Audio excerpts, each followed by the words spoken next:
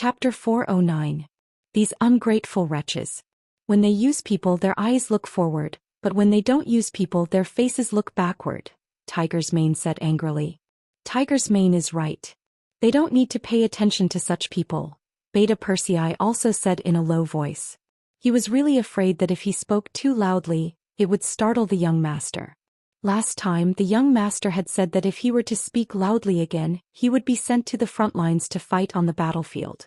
Beta Persei was naturally not afraid of going to the battlefield, but he was unwilling to leave Yang Qindong's side no matter what. Yang Qindong looked at Beta Persei, who had deliberately lowered his voice and couldn't help but smile. Well, Beta Persei, you're doing well. But isn't it very tiring to speak like this? Young master, it's not tiring at all. As long as I can be by the young master's side, this is nothing. Beta Persei chuckled, not showing the slightest bit of reluctance. Right, stop pretending. I know it's hard for you to speak softly, so the young master found a job for you. You can speak loudly, and the louder you are, the better. What do you think? Yang Qindong smiled and gave Beta Persei an order. After hearing the whole plan, Beta Persei chuckled. Young master, don't worry. I promise to do this well and let them know what the real lion's roar is. Very good. Yang Qindong patted Beta Persei's shoulder in satisfaction, then said to Tiger's Mane, call the first and second guard squads here. The young master needs to arrange the work. This time we want to be the imaginary enemy of the entire cold front and auxiliary soldiers. We want to teach those rookies a lesson by fighting against a few thousand. Yes. When Tiger's Mane heard that there was going to be a battle, even though it looked like a drill, the thought of a few dozen against a few thousand made him excited. He immediately agreed happily and turned around to call for reinforcements. Beta Persei looked aggrieved. Young master, I want to follow you too. Forget it. Don't you have more important things to do? Besides, it's better for you to stay away from military exercises. Have you forgotten that during the last exercise I asked you to fake a fight and show mercy to your brothers, but you injured one of them with a slap? You were too heavy-handed. Yang Qindong brought up the past. Beta Persei was very strong due to his tall stature. Even if he held back, a slap was far from what an ordinary person could withstand. Young master, I'll use 30% of my strength this time. Beta Persei still wanted to fight for a chance. Hey, you can go if you want. Get things done first. When they stop bothering this young master, you can come to the forest to find us. Yang Qindong had given Yang a glimmer of hope, but in return Yang had a bitter expression. Perhaps Yang also knew that what he was about to do was a protracted battle, and it wasn't something that could be easily accomplished. Tiger's Mane quickly conveyed Yang Qindong's message. The first and second guard teams, a total of 40 people, plus 20 people from the Wolf Fang Special Forces and 20 people from the Ghost Sniper team gathered in front of Yang Qindong. Jungle warfare was like a hunting war. In addition to some pursuit and interception, the most important thing was to hide. For a jungle veteran, the jungle was like having a logistics base. Sometimes, a jungle veteran could kill some inexperienced soldiers with traps and take away their weapons. There was an endless supply of edible plants and animals in the jungle. Fire might be the best way to deal with jungle warfare, but it was only suitable for temperate jungles. Tropical rainforests were an exception.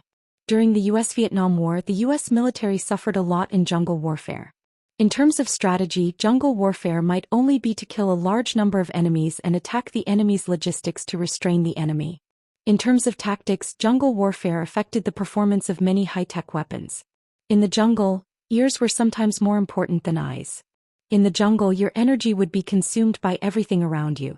Among them, the best tactics were to ambush or wait for the right opportunity.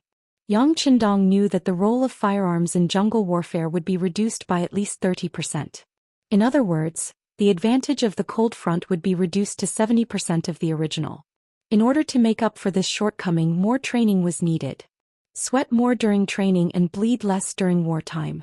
Although a qualified cold vanguard knew how to disguise and hide, there was a big difference between fighting in the forest and fighting in it.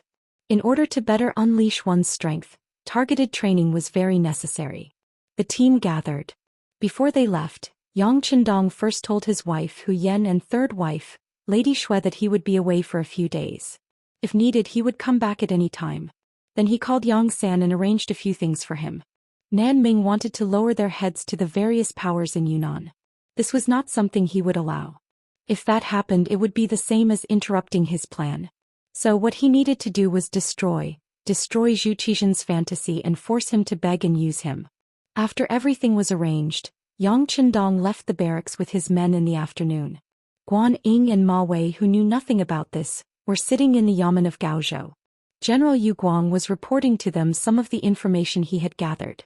Saying that information was a bit of an exaggeration. He was just stating some facts. General Guan, ever since the mercenary army came to Gaozhou, they didn't have any intention of entering the city. They only set up camp 10 li away from the south of the city. The area 5 li away from their camp has been designated as a restricted military zone. Our men tried to enter a few times to investigate but were beaten back. General Yu Guang lowered his head when he said this. He was obviously ashamed of his men's incompetence. Wait, what did you just say? Beaten back? They really dared to do it? When Ma Wei heard this, a trace of fear flashed across his face. He obviously didn't expect this situation. Yes, they were beaten back. It's just that they knew their limits. The men they sent only suffered superficial injuries. They'll be fine after a few days of rest. Yu Guang nodded and admitted. How dare they? Where do they think they are? This is the territory of our southern Ming dynasty. Every blade of grass and every tree here belongs to us. They actually dared to touch our people in our territory. They are truly audacious. General Yu, didn't you think of retaliating? Ma Wei said angrily. He was the commander of the Guangdong Guards. In principle, once a war broke out in Guangdong, he was the leader of the army and had the authority to command any guards under him. The mercenary army beat up the Ming army here. That was equivalent to slapping his face. They didn't give him any face. How could he not be angry? Retaliate? Yu Guang raised his head when he heard this, then shook it violently. Our brothers can't beat those mercenaries. Yu Guanghui said this because he had worked with these people before.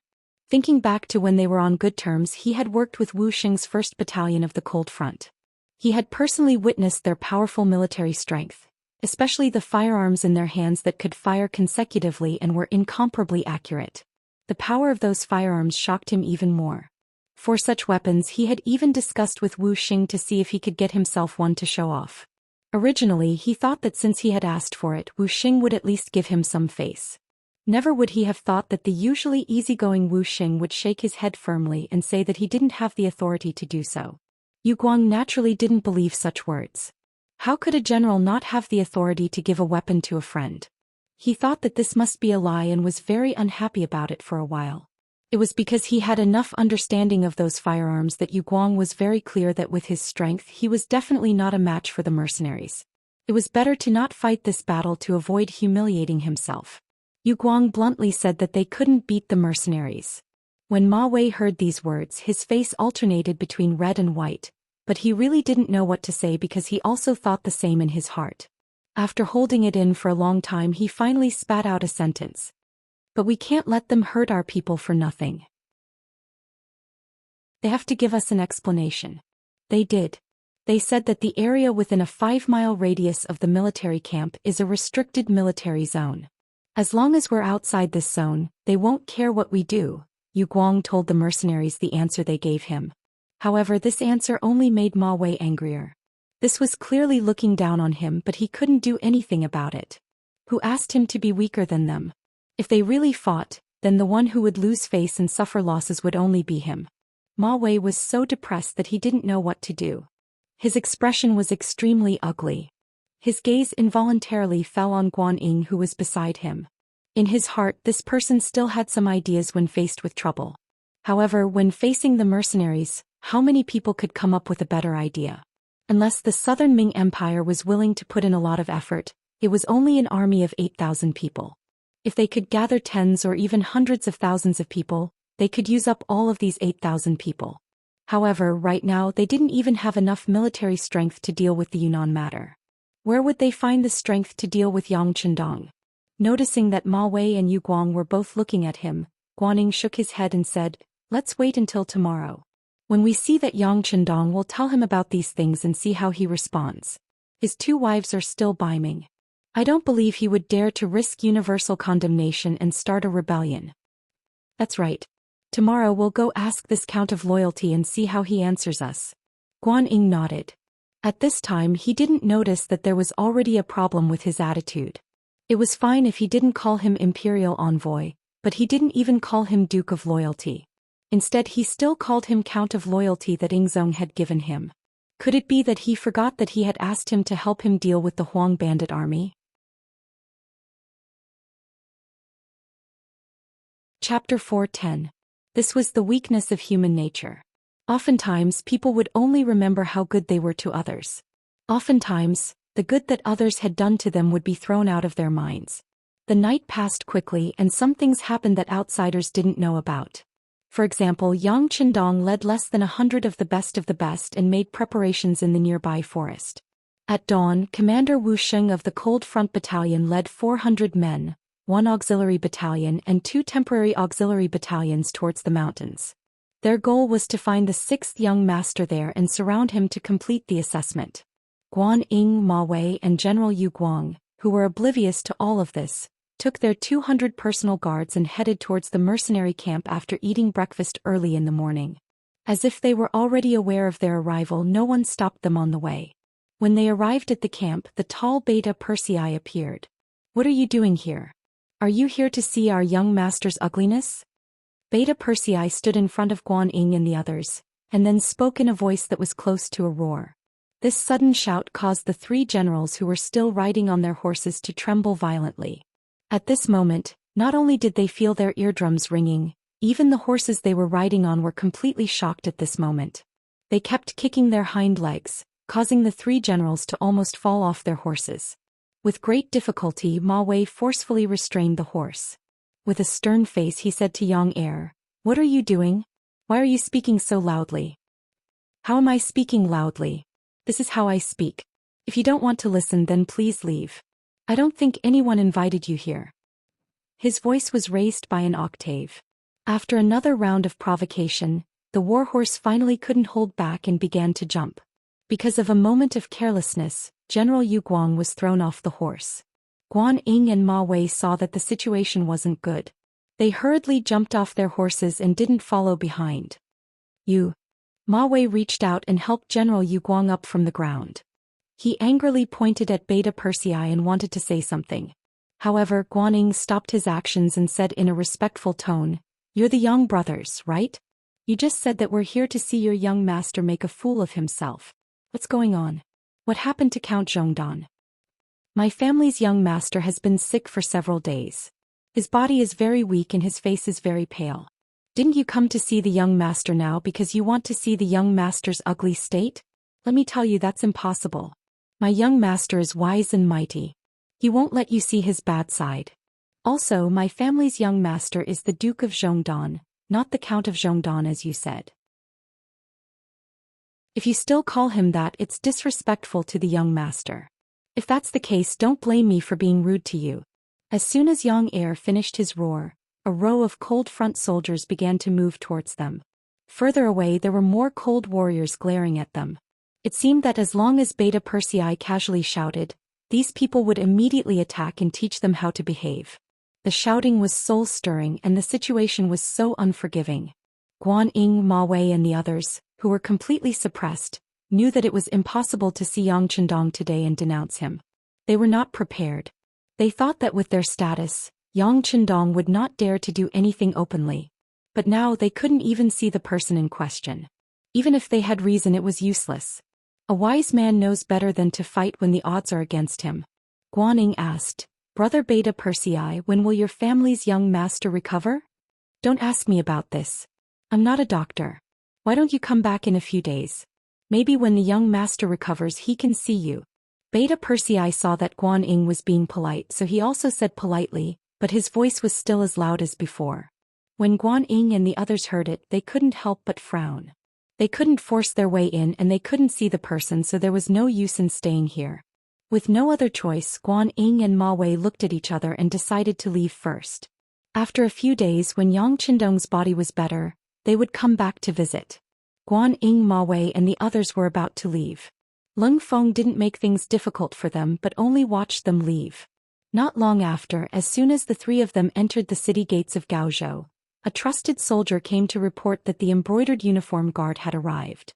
The embroidered uniform guard had arrived. The one who came was Commander Wei Guang, a fourth-rank official. This fourth-rank official was extremely high. Even in front of Ma Wei, who was a third-rank official, it was still slightly higher. The four of them met in a secret room in the back courtyard of the magistrate's office. It could be seen that the matter they were talking about was extremely confidential, and not to be known to outsiders. As soon as the four of them met, Wei Guang found the main seat and sat down. Guan Ying was a little unhappy about this, but even Ma Wei, who was of a higher rank than him, didn't say anything, so he simply kept his mouth shut. He wanted to hear what this high-ranking official of the embroidered uniform guard had to say. "Have you seen Yang Chendong?" After the four of them sat down, Wei Guang asked first. The one who answered him was General Yu Guang. He probably knew that his position wasn't very high, and was only a general of a magistrate. At this time, it was most appropriate for him to answer Wei Guang's question. His servant said that he was sick. After hearing this, Wei Guang's eyes couldn't help but light up as if he had thought of something. He said that he was sick and said that he was very miserable, as if he couldn't even get out of bed. But from this general's point of view, this seems to be half-hearted. At this time Ma Wei opened his mouth, his face full of displeasure.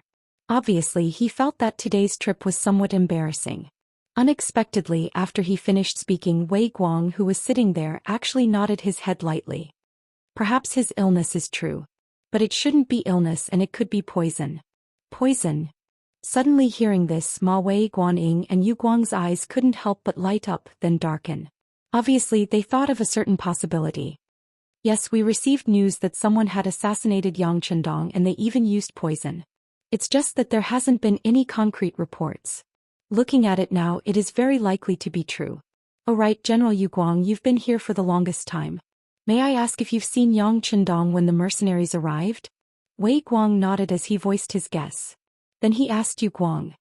"Well, I have seen some of the other mercenary generals, but this Yang Chendong, I really haven't seen him once." After thinking for a while, Yu Guang suddenly slapped his thigh and said, "Ah, that makes sense. Seems that he is very likely poisoned.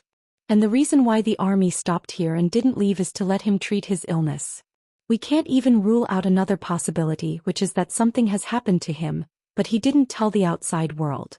Wei Guang smiled and nodded his head. This time he had come under Menda's secret order to check on Yang Chendong's situation. Su Maner's sudden disappearance made Menda suspect that she had already made her move, and then was silenced by Yang Chendong in a fit of anger. But in the end, everything was just a guess. This time he sent Wei Guang to get a clear answer. Wei Guang had seen Su Maner before and naturally knew of her beauty. He believed that if it were him, he wouldn't have the slightest bit of defense against such a beautiful woman.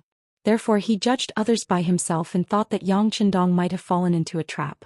That was why when he heard Ma Wei and the others say that they didn't see the main culprit and that the other party said that he was sick, he made such a guess. At this moment, even Yang Chendong probably didn't expect that he didn't come here because the other party's position was too low and not worth meeting. He didn't think that it would become the main basis for guessing that something had happened to him. The basis for guessing that something had happened to Yang Chendong was Su Maner's disappearance. As for whether this woman would stop halfway, Menda didn't even think about it. A woman who lived only for the sake of her family, once she saw a little hope, how could she stop? If Yang Chendong is really poisoned, this is our chance. After Guan Ying heard Wei Guang's seemingly determined tone, he suddenly had a feeling that his eyes lit up. Could this headless mercenary army be of use to him? Guan Ying wasn't the only one who thought of this. Ma Wei's eyes also lit up.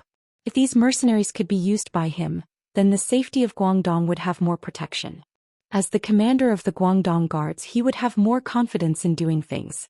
There is a chance, but we can't make a move on the mercenaries. Wei Guang seemed to have thought of something. After all, the embroidered uniform guards had a wide source of information and knew a lot of information that ordinary people didn't know. We won't make a move on the mercenaries. Didn't they recruit over 4,000 people from the Huang bandit army? We only need them. Guan Ying naturally knew how terrifying the mercenaries were. He also knew that the mercenaries in front of him weren't all of them. As for how powerful the entire mercenary army was, It was only a guess based on his imagination. The embroidered uniform guards had secretly sent people out to see before, but without exception there was no news. Since they didn't know how powerful Lung Feng was, it was best not to provoke him and not to make an enemy out of him. However, it didn't matter. Those things had nothing to do with him. He only needed to do the things in front of him well. That was to recruit these people who joined the mercenary army later on for his own use. Ever since he saw the glory of the mercenary army on the battlefield, Guan Ying wanted to build an army like this. This way the overall strength of the South Ming army would increase by more than one level. With the addition of these people, his wish might come true sooner. Chapter 411.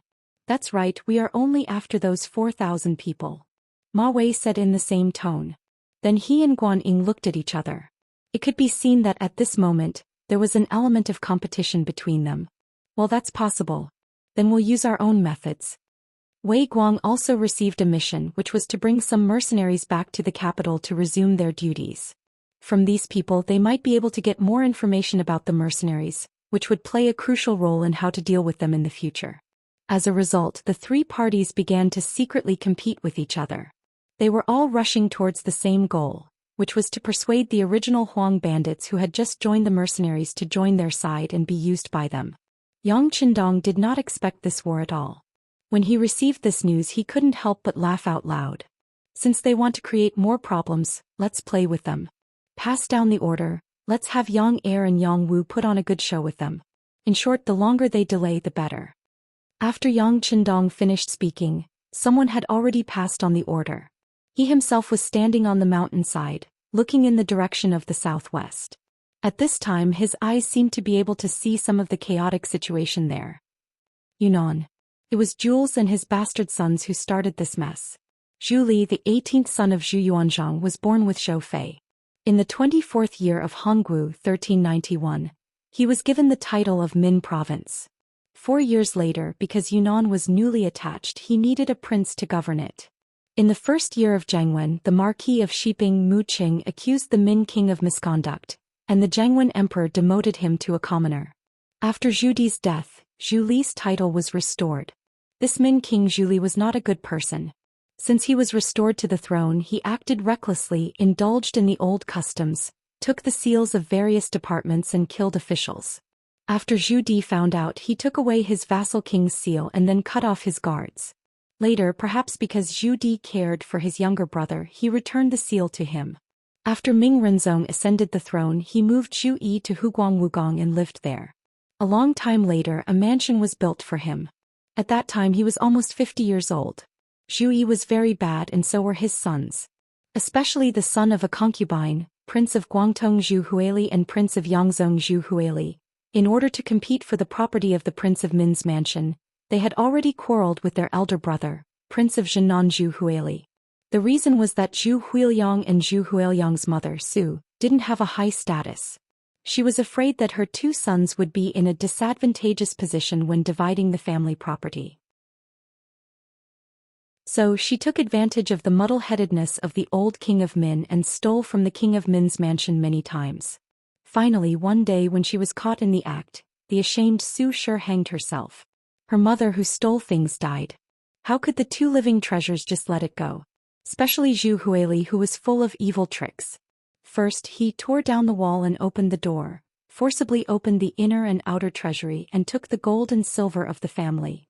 Then he reported to the imperial court, saying that his brother Zhu Huili forced his concubine mother to death, and the imperial court should uphold justice. After Ming Yingzong heard about it, he sent the prince consort and the imperial censor to investigate. They found that it was not like what Zhu Huili said. Then he sent an imperial edict to warn Zhu Yi and his son, "If you violate the rules, I dare not do it." After that, the Prince of Min's mansion was quiet for a while. But then the outbreak of the Tumu Castle broke this silence. Because Ming Yingzong's army was defeated and retreated back to Nanjing to establish the southern Ming dynasty, Zhu Qiu took over the throne and became the emperor of Baiming. The big and powerful Ming dynasty was divided into north and south, and its strength was greatly reduced. Almost at this time the old king of Min Zhu Yi died. Zhenan Zhu Huili became the second king of Min, also called King of Minzhuang. In history, the brothers were incompatible with each other. After Zhu Huili became the new king of Minzhuang, the conflicts between them began to escalate. But because of the appearance of Yang Qindong, everything changed.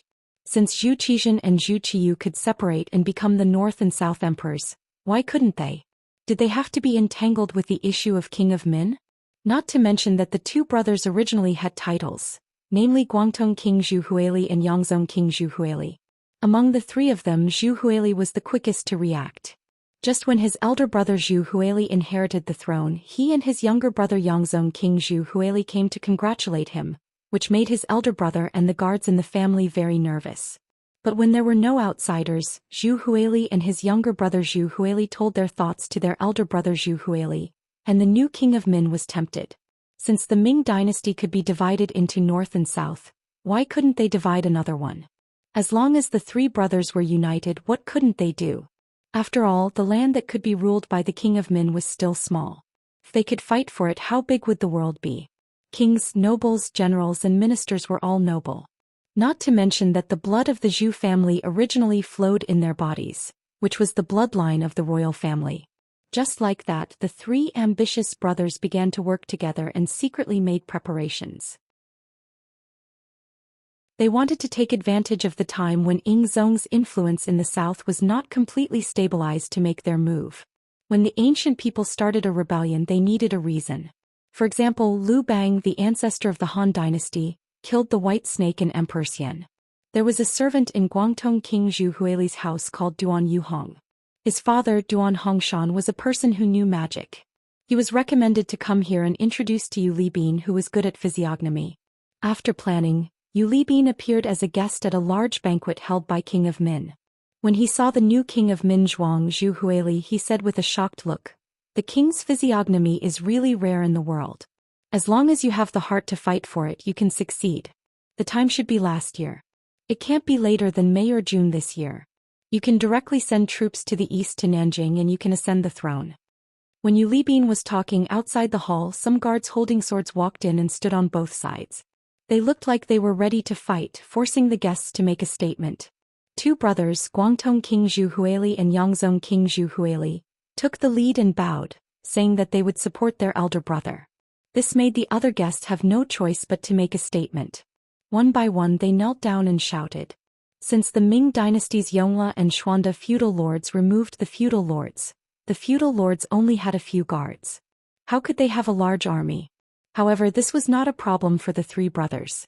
They asked people to use gold to make a treasure of the king, silver ornament Lingwu Marquis, Qingwu Marquis seal 2, changed to Yuan Xuanwu.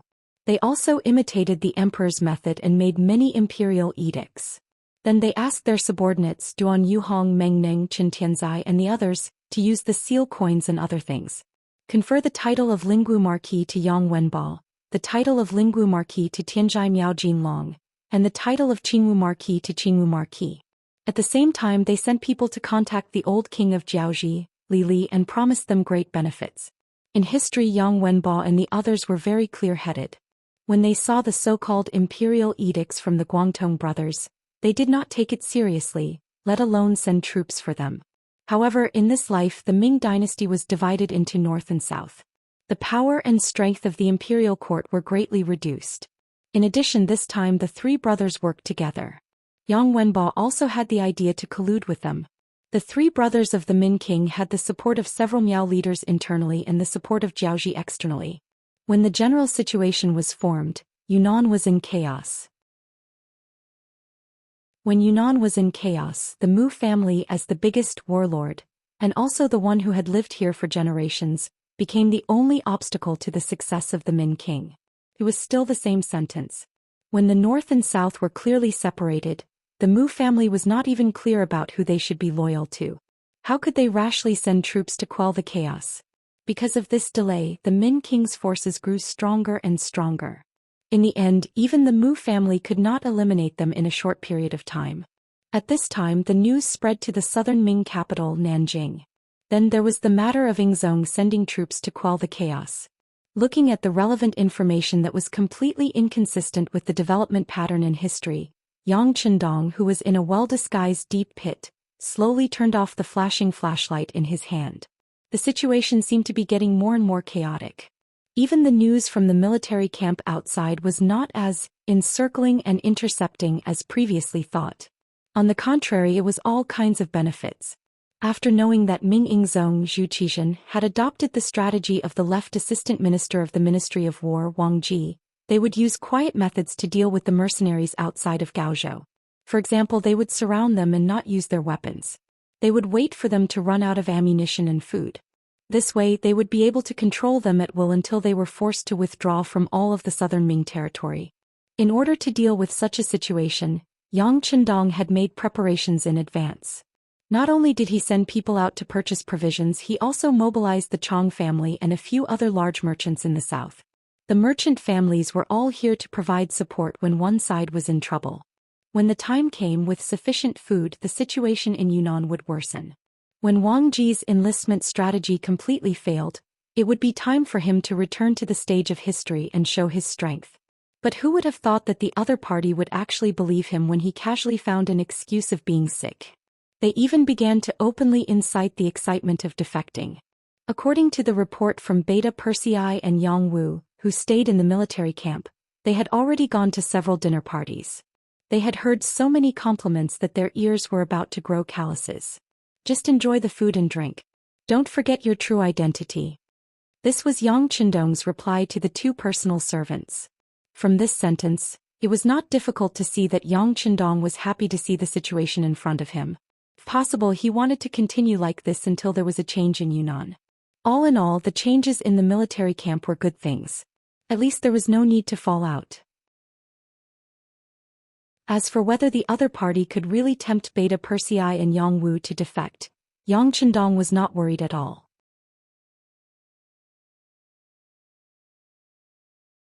Chapter 4:12.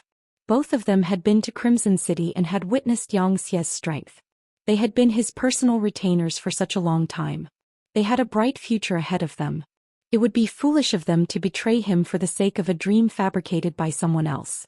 If that was the case, it would be better for it to happen as soon as possible.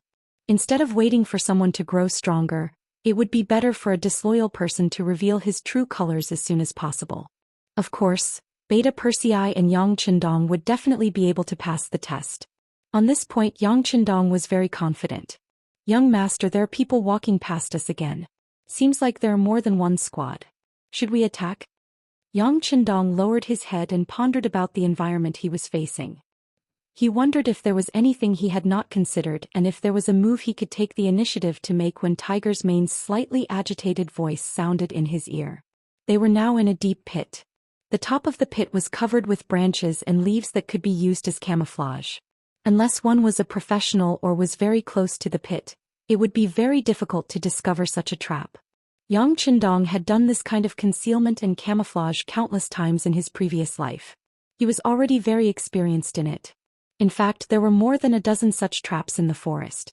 Tiger's Mane and the other 6 members of the first guard squad who followed Yang Chendong were in this pit. They were here to deal with the members of the Cold Vanguard team who passed by and eliminate them one by one. Yang Chendong's lips curled into a smile when he heard that someone had come to his pit. Good. We must eat the fat meat that is in our mouth. We must let the members of the Cold Vanguard know that the slightest bit of carelessness can cost them their lives, especially in the forest where the environment is constantly changing. Just wait and see, young master. After receiving the order to attack, Tiger's Man's eyes flashed with excitement. Even though the bottom of the pit was pitch black, one could still see his eager expression. Not long after, a slight muffled groan came from outside the pit. Obviously, a one-sided slaughter was going on. Marquis Shiping's residence.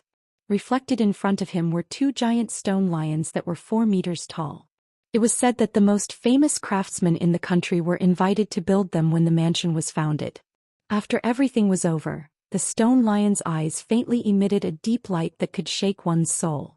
Between the 2 stone lions, there was a tall and solemn door painted red. The door was inlaid with 7 horizontal lines and 7 vertical lines. There were a total of 49 white door nails, indicating the identity of the owner of the mansion. When he pushed open the heavy door and stepped into the courtyard, not only was it spacious, but the decorations were also exquisite and gorgeous. It could be said to be richly ornamented and splendid. It was even more luxurious than some of the great Ming dynasty's Zhou family residences. This was the Mu residence of the Marquis of Shiping. It originated from Zhu Yuanzhang's adopted son Mu Ying. Because of his bravery in battle, he repeatedly made contributions. In the 16th year of Hongwu 1383, Marquis of Shiping was enfeoffed in Yunnan and later promoted to Duke of Qian. From then on, the Mu family became the actual owner of Yunnan.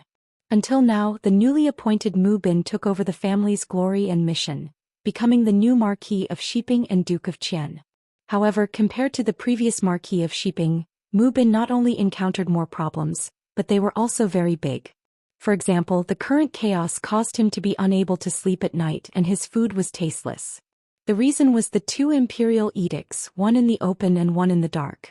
Needless to say, it was the imperial edict from the southern Ming dynasty's Zhou Xian, asking him to quell the chaos in Yunnan. The hidden edict was referring to the Beiming Emperor Zhu Qiu. The meaning of the secret edict was for him to recognize the situation and return to the great Ming dynasty's embrace as soon as possible. As for the Yunnan matter, he could watch with folded arms. When the chaos affected the retired emperor's foundation of governance, he could work together with Beiming to pacify the world. Since the great Ming dynasty was divided into two, Mu Bin was in a difficult position. He didn't know who to listen to. As the Mu family who had protected the Zhou family for generations, they had never had any thoughts of rebellion. This was the case from the earliest Muing. Even now, Mu Bin still had the same idea. However, the matter of two emperors in one country was really difficult for him. Moreover, from his point of view, it seemed that every one of them was orthodox and every one of them was not. Zhu Xian was originally the emperor of the great Ming dynasty. Although news of him was lost due to a crushing defeat on the battlefield, his identity as the emperor had always existed. It was not an exaggeration to say that it was orthodox. Zhu Qiu was appointed in the face of danger. After there was no news of the emperor of the great Ming dynasty, he succeeded as the emperor and played a very positive role in calming the hearts of the officials and the people. Moreover, he ascended the throne in the northern capital. There were ceremonies and laws. It could be said that it was orthodox. However, it was not. When Zhu Xian returned after his defeat, he should have gone directly to the capital. However, he did not have the courage to do so. Instead, he went to Nanjing to establish the southern Ming dynasty. This seemed to be somewhat unorthodox and even had the intention of splitting the great Ming dynasty. Zhu Qi was even more so. His emperor position was originally a stopgap measure. Logically speaking, when he knew that Zhu Xian was fine, he should have taken the initiative to give up the throne. However, he did not. Instead, he continued to sit on this somewhat illegitimate emperor position. It did not seem to be an orthodox thing to do. These two emperors were both right and wrong. It was difficult for Mu Bin. It was precisely this difficulty that made the situation in Yunnan worse and worse. Even if he wanted to go all out now, he was afraid that he would not be able to solve the problem. In war, the most taboo thing was that the commander's will was not firm enough. This kind of thing happened to Mu Bin. Even the commander was like this, let alone the soldiers. They did not know who to listen to, so much so that in the later stages, they did not know who to fight for. They did not even know why. It would be strange if they could fight this battle well. Even Mu Bin could not believe it. Because his will was always wavering and his will was not firm enough on the battlefield, the enemy took advantage of the loophole. Now that things had reached this stage, he could only stay in a corner and wait for changes. It was at this time that Ing Zong's special envoy arrived. It was Wang Ji, the left assistant minister, who acted as the minister of war. According to his suggestion to Ing Zong, he was now splitting his troops into 3 ways to solve the problem. The first way was to form a marriage alliance with Jiaoji. The second way was for the Mu clan to be crowned as king. The third way was to bribe the Miao clan army with a large sum of money. The first way was long and the third way was full of danger. In the end, Wang Ji himself chose the safe and dignified second way, which was to come to the Mu clan and act as a lobbyist. In exchange for Mu Bin's position as king, the Mu clan would send troops to quell the chaos in Yunnan. Mu Bin naturally did not dare to neglect Wang Ji's arrival. Although he had a large number of troops in his hands and had a high influence in Yunnan, he had to be careful. The reason why the Mu clan could continue to this day and hold military power without being suspected by others was because they were cautious and careful. Usually, if a random 5th-rank official of the imperial court came to the Mu clan, He would personally receive him, not to mention a third-rank official who was very likely to become a second-rank minister. In the Mu clan's main hall, the handsome Mu Bin saw Wang Ji, who was wearing a second-rank official's robe and had a humble appearance. The two sides first greeted each other politely, then they sat down and looked at each other face to face. Wang Ji was still a little unfamiliar with Mu Bin. As for his father Mu Qing, who had just passed away, had some dealings with him. Since they wanted to talk about things according to the Chinese's habit, they naturally had to start with a friendly relationship. Wang Ji then talked about some of his and Mu Cheng's past.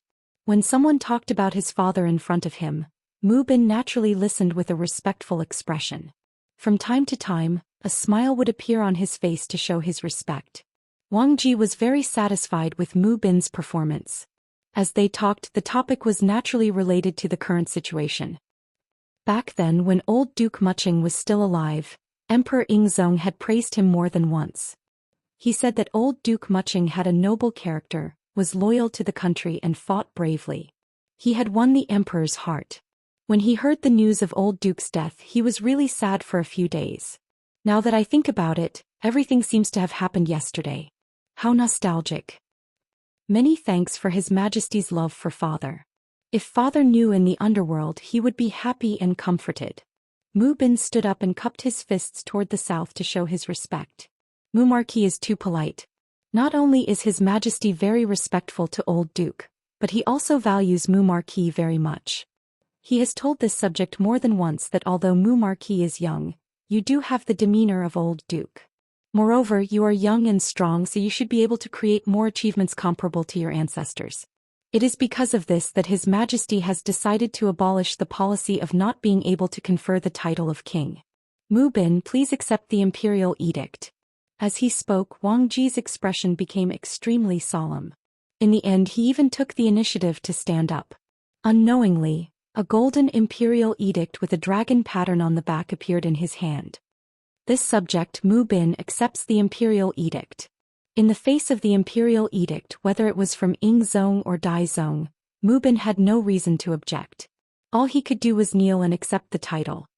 By the will of heaven, His Majesty, the imperial edict says, Marquis Mu Bin of Shiping is young and promising, loyal to his country, and has outstanding military achievements. Today, to thank the Mu family for their outstanding contributions to the great Ming dynasty, I hereby confer Marquis Mu Bin of Shiping as the King of Shiping and award him with a gold medal. For generations except for the first Marquis Mu Ying, the other Marquis of Shiping were all Marquis when they were alive. Only when they died could they be conferred the title of Duke of Qian. This had become a tradition. However, when it came to Mu Bin, he was conferred the title of King of Shiping without doing anything. Although it was only for this term, it was not hereditary. It was not an exaggeration to say that this action brought honor to his ancestors.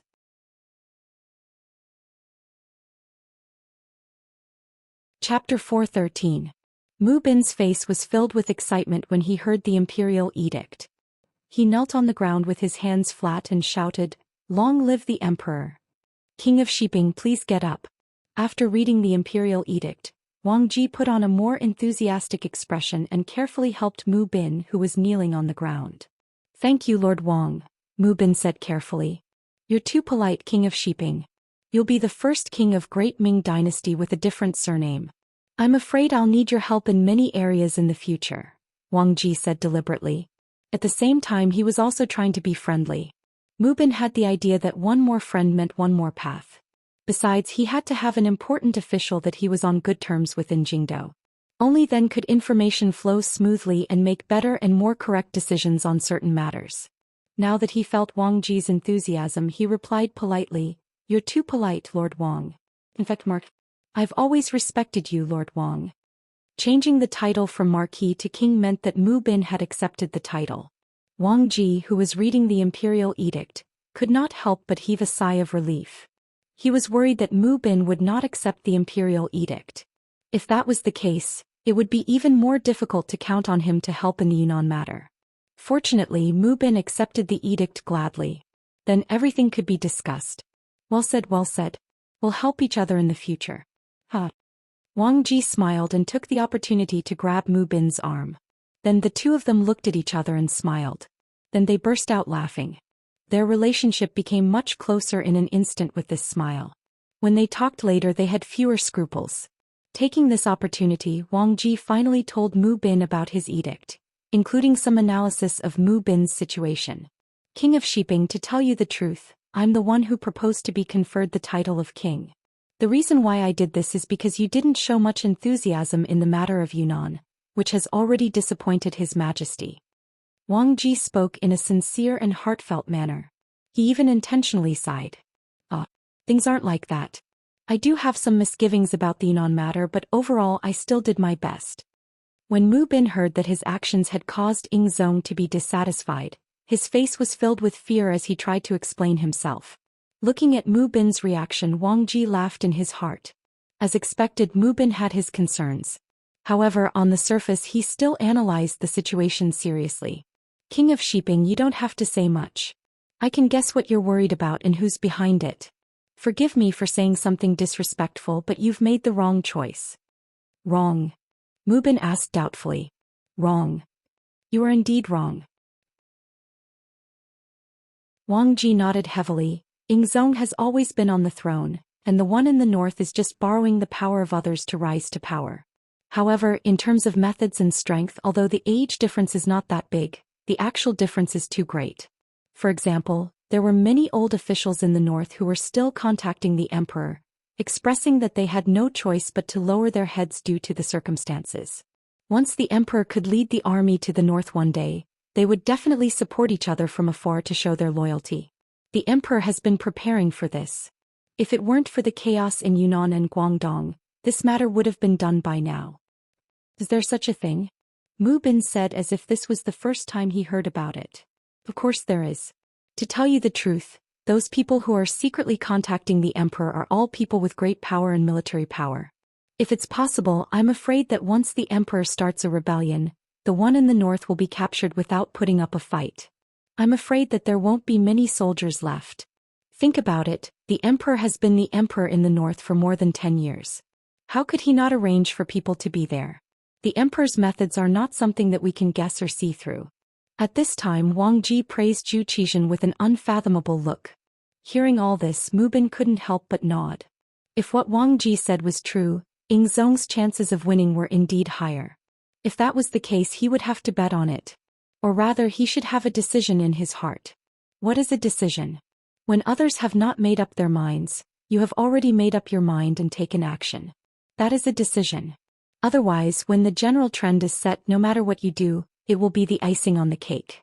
Now that Mu Bin was crowned as a prince with a different surname, he had already received practical benefits.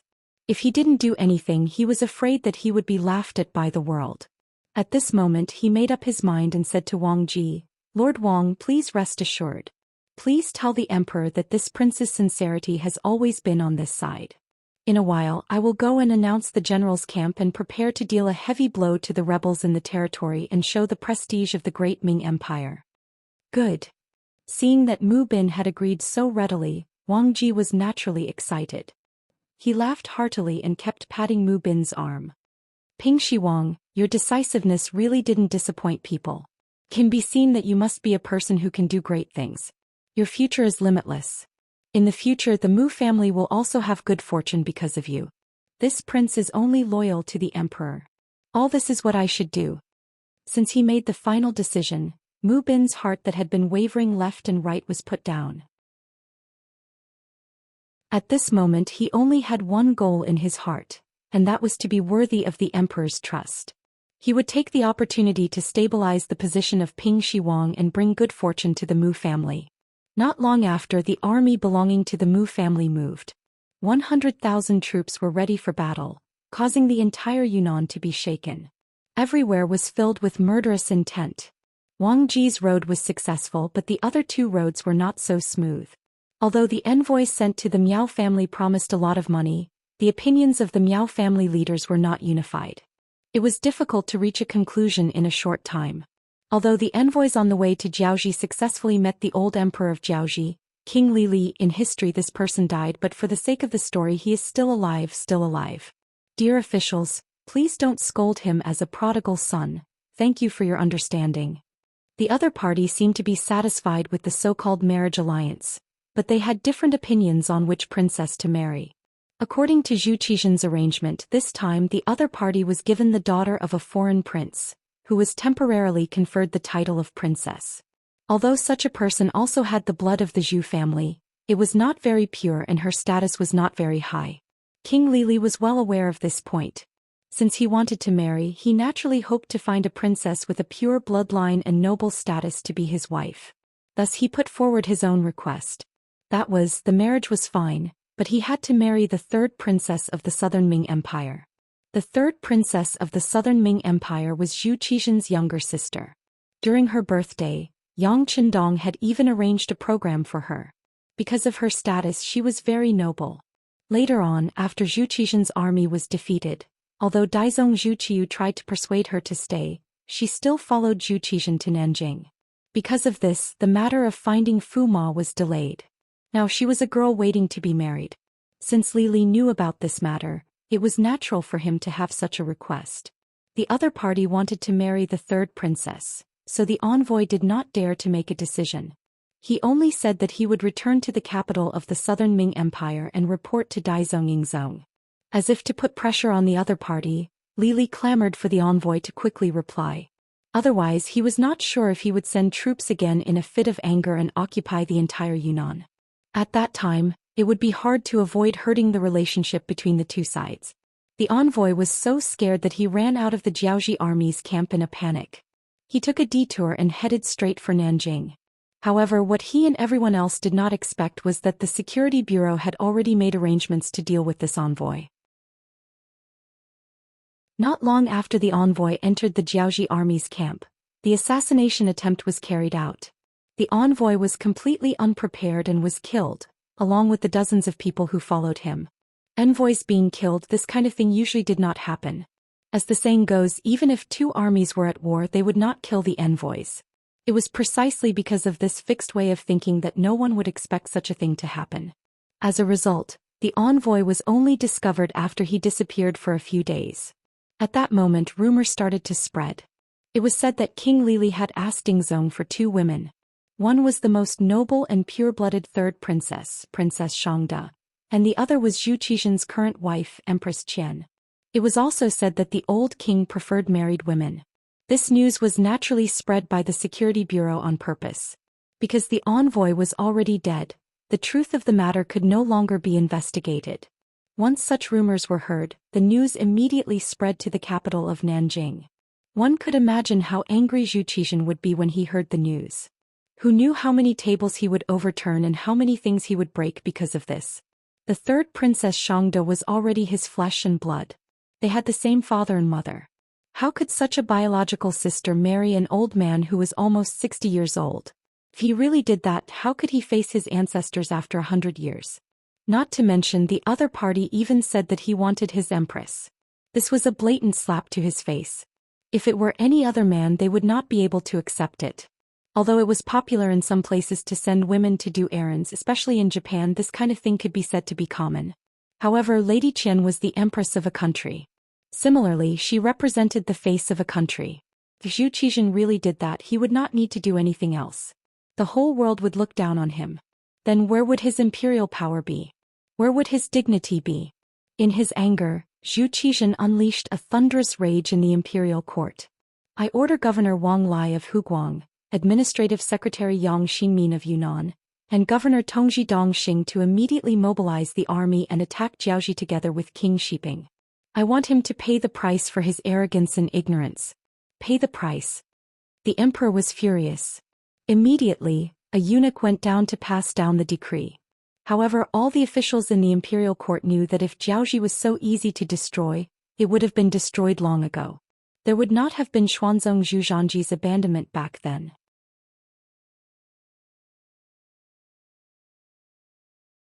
Chapter 4:14. Thinking back to when Great Ming was just established, Zhu Di was really prosperous and sent troops to conquer Jiaoji, modern-day Vietnam. At that time, the one leading the troops was the late Duke Ing Zhongfu. With the strength of the Ming army, they defeated them and established Jiaoji province. However, as both sides were too far apart, many things were beyond their reach. In 1431 AD, Jiaoxi province was abolished and Li Li accepted the Ming dynasty title, becoming the king of Annan. This was a huge blow to the prestige of the central government toward the southwest chieftains. What happened after proved that the negative effects of Xianda abandoning Jiaoxi were long-term and fatal. This matter dealt a heavy blow to the Ming dynasty's international prestige in the western region and shook their suzerain status. Losing Annan meant losing the western region. This was something that even Zhu Xian did not expect. Since then, Annan had been harassing the border and invading the land. Finally, there was today's humiliation. Zhou Xian was still angry as he left court. Beside him was eunuch Zhou Xian, who looked like he wanted to say something. Zhou Xian, what's the matter? Noticing the change in Zhou Xian, Zhou Xian stopped and asked with a frown. Even if I die 1,000 times, I will not say anything. However, I am afraid that I will make the emperor angry. When Zhou Xian heard Zhou Xian's question, he knelt on the ground, his face filled with fear. As long as it is for the good of the country and for me, Zhou Xian can just say it directly. I can forgive you. Zhou Xian had a good impression of this eunuch who seemed to be loyal and devoted to him. At least this eunuch was wholeheartedly loyal to him and did things wholeheartedly for him. He was much better than some officials who only knew how to fight for power and profit. He was also more reassuring. Hearing that he was not guilty, Zhou Xian kowtowed to the ground and said, "Your Majesty, this subject believes that the Yunnan matter is not unsolvable. The reason why the progress of the various armies is slow and they have not achieved victory is because the generals at the front are afraid of the enemy. As they say, the emperor is far away and there is no one to supervise them.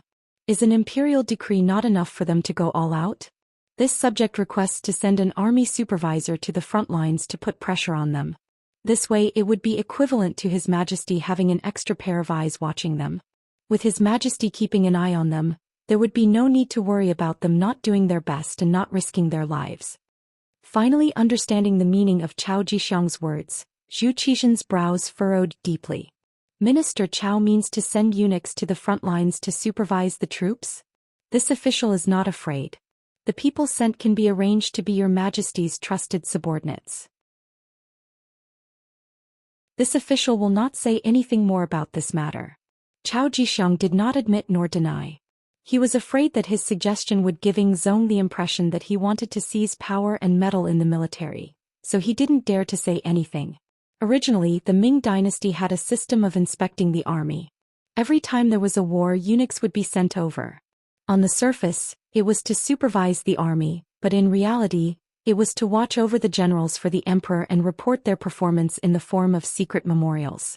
Reality proved that with eunuchs supervising the army, the generals at the front lines did not dare to be negligent. Some even purposely showed a very brave appearance in order to gain the favor of the eunuchs. It was so that their names could be passed to the emperor's ears, and then their future would be limitless. However, ever since the defeat of Tumu for the sake of Zong's reputation, everyone put the blame on Wang Zhen. There were even people who said that war was not a game. How could there be an outsider guiding an expert? It was also from then on that the idea of eunuchs supervising the army was rejected. This also caused the entire group of eunuchs to revolve around the emperor. Otherwise, without military power, they could be removed and replaced at any time.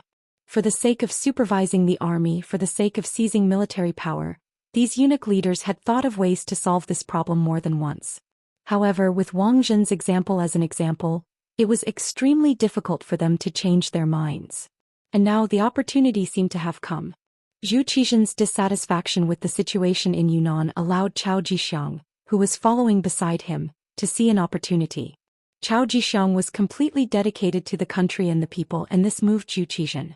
He had also felt that the imperial power did not seem to have enough control over the war in Yunnan. It was not that he had not thought of sending eunuchs to supervise the army.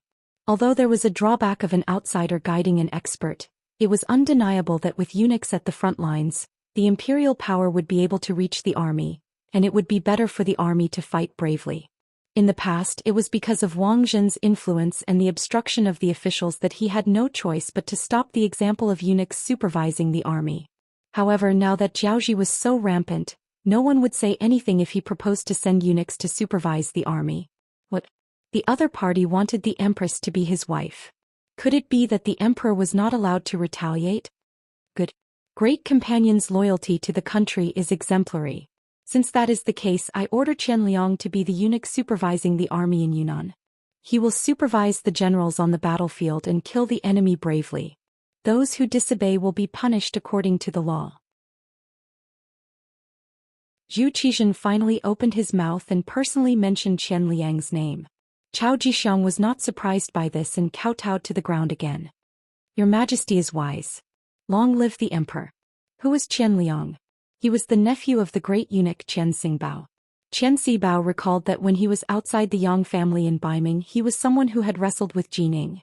He was also an old official of Yingzhong. Later he followed the other officials to Nanjing. However, due to Wang Zhen's influence, he had been very low-key recently. Lying low was equivalent to waiting for an opportunity. Now that the opportunity had finally arrived, he could finally soar into the sky. It seemed that Qianliang was Qian Sengbao's man and seemed to have some disagreements with Chao Jixiang. However, that was just for outsiders to see. In fact, since coming to Nanjing, these eunuchs had been unusually united. Perhaps they also knew that if they did not do this, they would not have a chance to stand out. Therefore, on the surface they did not see eye to eye with each other, but their relationship was very good in secret. This time Chao Jixiang made a suggestion. He had never thought of sending his own people to supervise the army. He only needed eunuchs to go, and it was equivalent to achieving his goal. As for who the eunuchs were, it could be considered a close relationship with him. Zhou Xian's imperial edict was sent out. Qianliang also led a group of genie guards out of the capital and went straight to Nanjing. This scene was seen by many of the officials, but this time, no one spoke out in opposition. If there was someone to blame the king of Jiaoji for speaking too arrogantly. If there was someone to blame the eunuchs for choosing such a good opportunity to stand out. It was so good that the officials could not resist. In the Kuang residence in the capital, Kuang Yi, who had been ordered to recuperate at home, could not leave the residence or go to the court to meet the emperor. However, his position as the Minister of War did not change. There would be people who would immediately inform him of the big and small matters that happened in the court. When he learned that the emperor had sent eunuchs to supervise the army in Yunnan, Kuang Yi sighed. Has the emperor already forgotten about Wang Zhen's future troubles? Does he not know that doing this will only make the situation worse? After the long sigh, Kuang Yi could not help but think of Yang Qindong's appearance. After being the Minister of War for so many years, Kuang Yi was someone who understood the military. The situation in Yunnan was complicated and chaotic. How could sending eunuchs to supervise the army solve the problem? If these eunuchs went, not only would they not be of help, but they would also make the situation more chaotic. Then who would solve the problem there in the end? It seemed that it should be placed on Yang Qindong. As for how to deal with Yang Qindong, it was only after Kuang Yi returned to his residence that the imperial court made the decision. It was like the birds were gone and the bough was hidden. However, the problem was that there were still birds and there were many of them.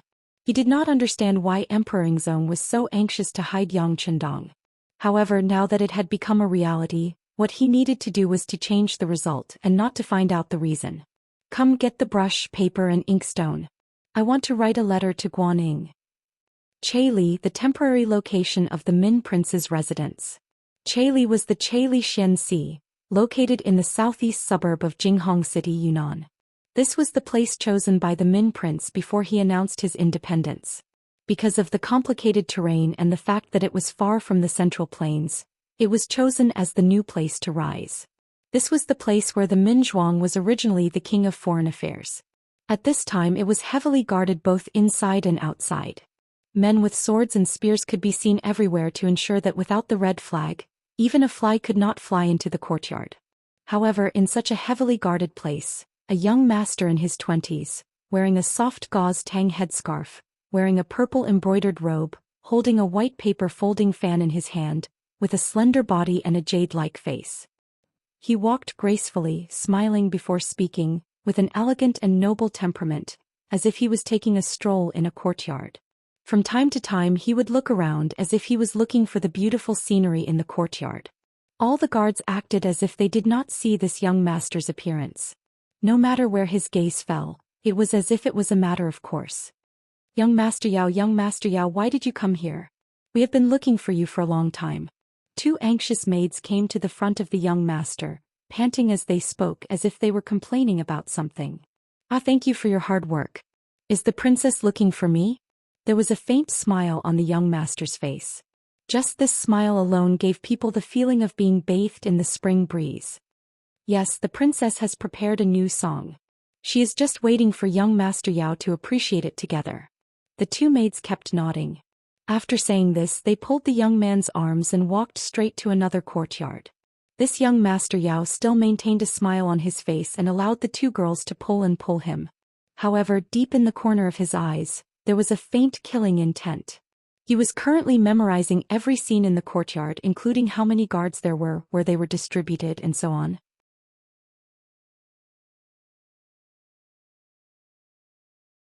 Chapter 4:15. Young Master Yao's surname was Yao and his given name was Ingjun. As a matter of fact, he was as handsome as his name suggested. His appearance belonged to the sunny and energetic type of man. In modern terms, he was the type of fresh meat. He had big eyes and a fair complexion. Many women's complexions were far inferior to his. When such a man appeared, he would often receive the attention of those women.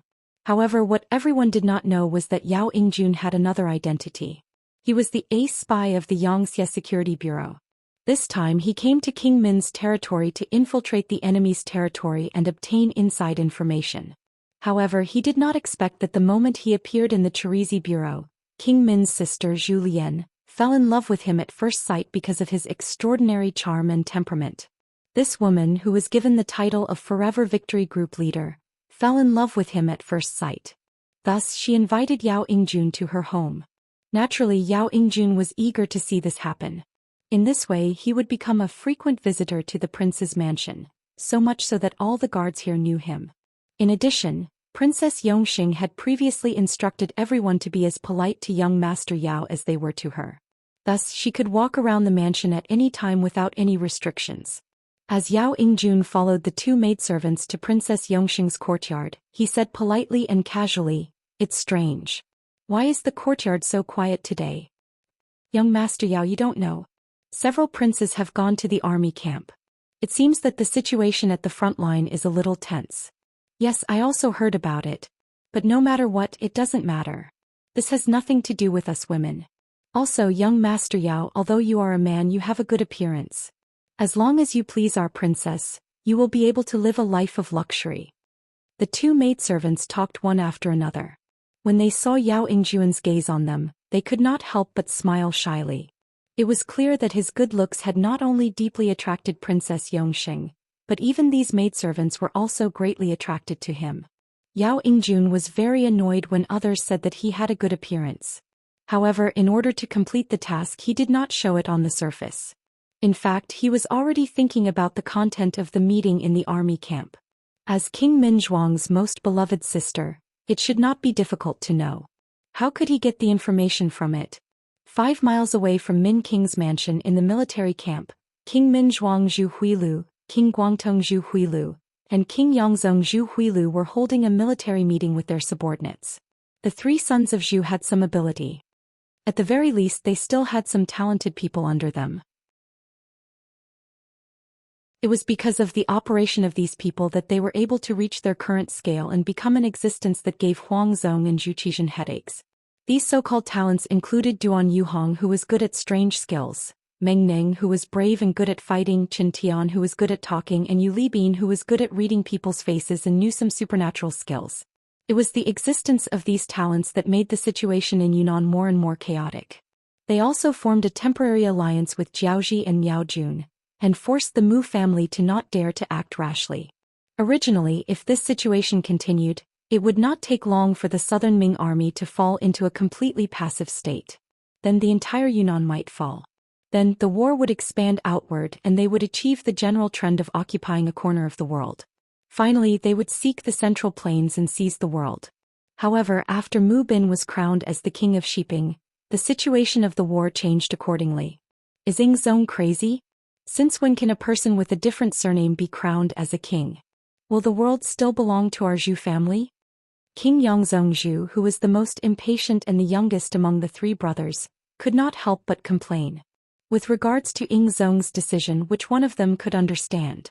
In their opinion, even if the world was taken over by them in the future, it would still be ruled by the Zhu clan. As the saying goes, the meat will rot in the pot. But now that a person with a different surname could be crowned as a king, there were more variables. Okay, now is not the time to talk about this. Let's think about what to do next. Mu Bin, who has been crowned as a king, will not be able to wait and see like before. Then he will make a big move. How should we deal with it? That's the big thing that we need to discuss. King Minzhuang Zhu, who was also the leader of the group, said at this moment. Then his gaze fell on King Guangtong Zhu Huihua and said, "Second brother, you should tell us what to do next." Zhu Huichen nodded at Zhu Huichen, then glanced at the crowd and said slowly, "Mu Bin has been conferred the title of King of Shiping. Even if it's just for this title, he must be our enemy. Previously, we fantasized about joining forces with him and even promised to give him a share of the world. We must change our plans." Fortunately, the negotiations with Jiaoji fell apart. I don't know who helped us a lot, but they actually killed the envoy sent by Yingzong. When Zhu Huihua said this, everyone sneered. Obviously, everyone had the same opinion about this matter. That was, it should be King Lily of Jiaoji who sent people, but the other party did not admit it. In addition, they were allies now, so there was no need to ask the other party to admit anything. The Jiaoji kingdom will not retreat. Instead, they have been forced into a corner. Next, we can discuss how to deal with King Shiping's army together. I think it will be difficult for anyone to gain any advantage in a short time. As for how to deal with the army of the southern Ming dynasty, we still need to discuss a countermeasure. When Zhu Huihua said this, his gaze naturally fell on Duan Yuhong, who was standing below. Duan Yuhong was famous for his strange skills in Yunnan. This person had foresight and considered the future. He had the talent of a military advisor. Now that Zhu Huihua was asking for his opinion, he stepped forward. Three princes, the army of the southern Ming dynasty is actually not difficult to deal with. When the three princes heard such confident words, they could not help but feel their eyes light up. They quietly waited for the next words to appear. Three princes, it was still difficult to deal with the army of the imperial court. They always shrank and did not advance. Even if we wanted to take advantage of them, it would be difficult. However, it is different now. The southern Ming emperor has sent a eunuch to supervise the army. This is our opportunity. As long as we can reveal a certain flaw, I think that even if the generals of the imperial court do not want to, the eunuch in charge of the army will force them to take action. As such, as long as the plan is right, it will not be difficult to severely injure them. If we have the support of the Miao family, perhaps the situation of the entire Yunnan can be settled after this battle. Duan Yuhong's face was full of smiles. It had to be said that his move from the military supervisor's body was a brilliant move. After Zhu Huihua heard this, he laughed loudly. Then this matter will be handed over to Duan Yuhong. Everyone else must give their full cooperation. As for persuading the Miao family to participate in the battle, it will be handed over to Qin Tian. There should be no problem. The eloquent Qin Tian nodded and said, "Three princes, please be at ease. This subject will do his best to facilitate this matter." Good. Next we must work together. In the future, once we have success, everyone here will have merit in supporting the emperor. You will all be great meritorious officials. You will all be bestowed with titles and wives. After the matter was resolved, Zhu Huihua, who was in a good mood, laughed loudly in the hall. The situation of Yunnan became more and more clear after Yingzong was bestowed the title of prince. There was a clear change in the attitude of all sides. When all of this reached the ears of Yang Qindong, who was still training in the forest, he could not help but sigh. In that case, everything will be over soon. It won't be long before someone remembers us. At that time we will see how we sweep the world. Saying such bold words was not only because of Yang Qindong's confidence in the Yang family army, but also because he saw the weakness of his opponent.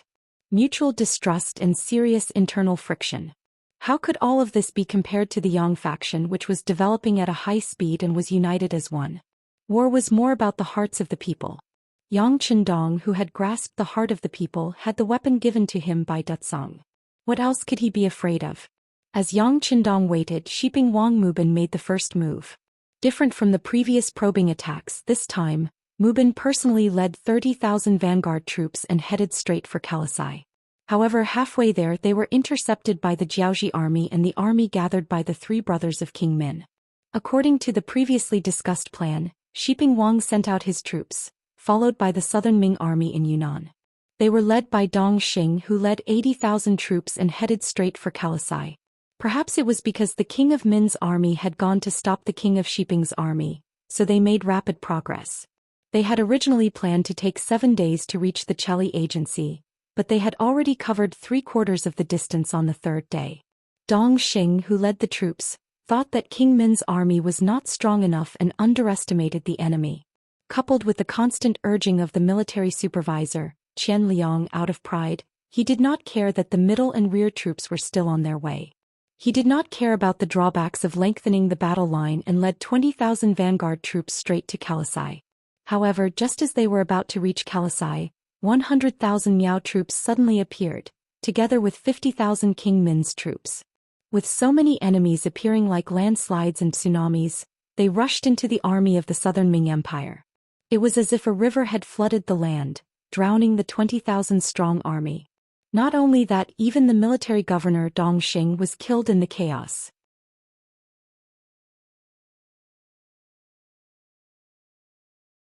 Chapter 416.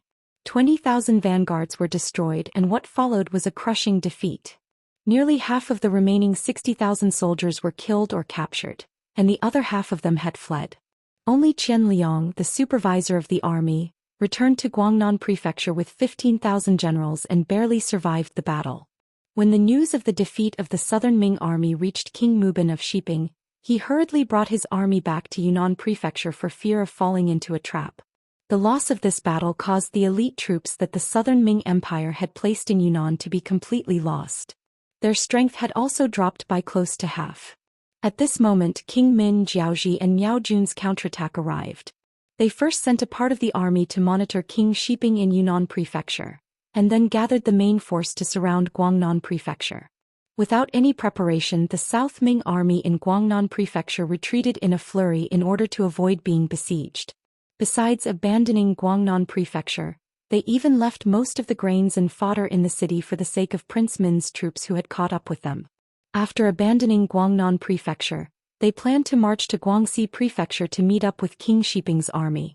However, they dared not trust anyone. Fearing that King Shiping would stab them in the back, Governor Wang Lai of Huguang proposed that the newly appointed Administrative Secretary of Yunnan and the former Administrative Secretary of Guangdong, Yang Xinmin, and Army Supervisor Qian Liang both agreed. The army left Yunnan and headed toward Guangxi Xiqing Prefecture.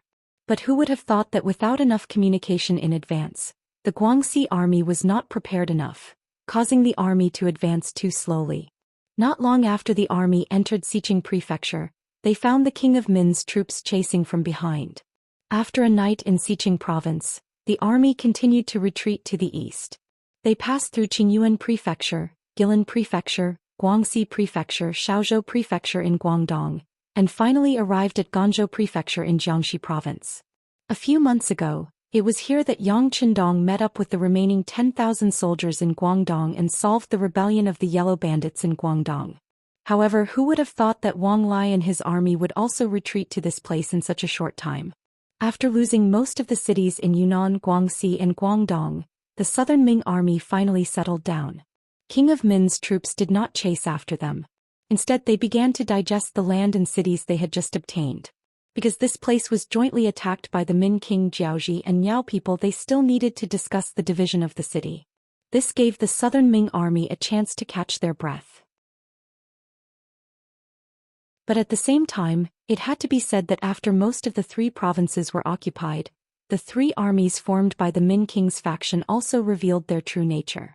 They burned, killed, and pillaged everywhere. For a time, the people of the 3 provinces had no way to make a living. Many big families were robbed. Many people were displaced. They did not have clothes to wear and food to fill their stomachs. The news of the army's defeat spread like a gust of wind to the capital of the southern Ming dynasty. When Zhu Xian, who was in the main hall of the palace, heard the news, he fainted on the spot. Not long after, important officials and generals came to the palace. To everyone's surprise, the Minister of War, Kuang Yi, who had been ordered to recuperate at home a while ago, was also present. Kuang Yi stood in the imperial court without the slightest hint of illness, but his ashen face told everyone that he was in an extremely bad mood. It was not just Kuang Yi. There was probably no one in the imperial court who was in a good mood. 1/3 of these officials were important officials in the capital of the northern Ming dynasty. They had come to Nanjing because they trusted Zhou Xian.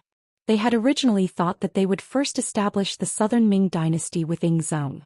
Then, after working hard, they would counterattack Baiming and unify the great Ming dynasty.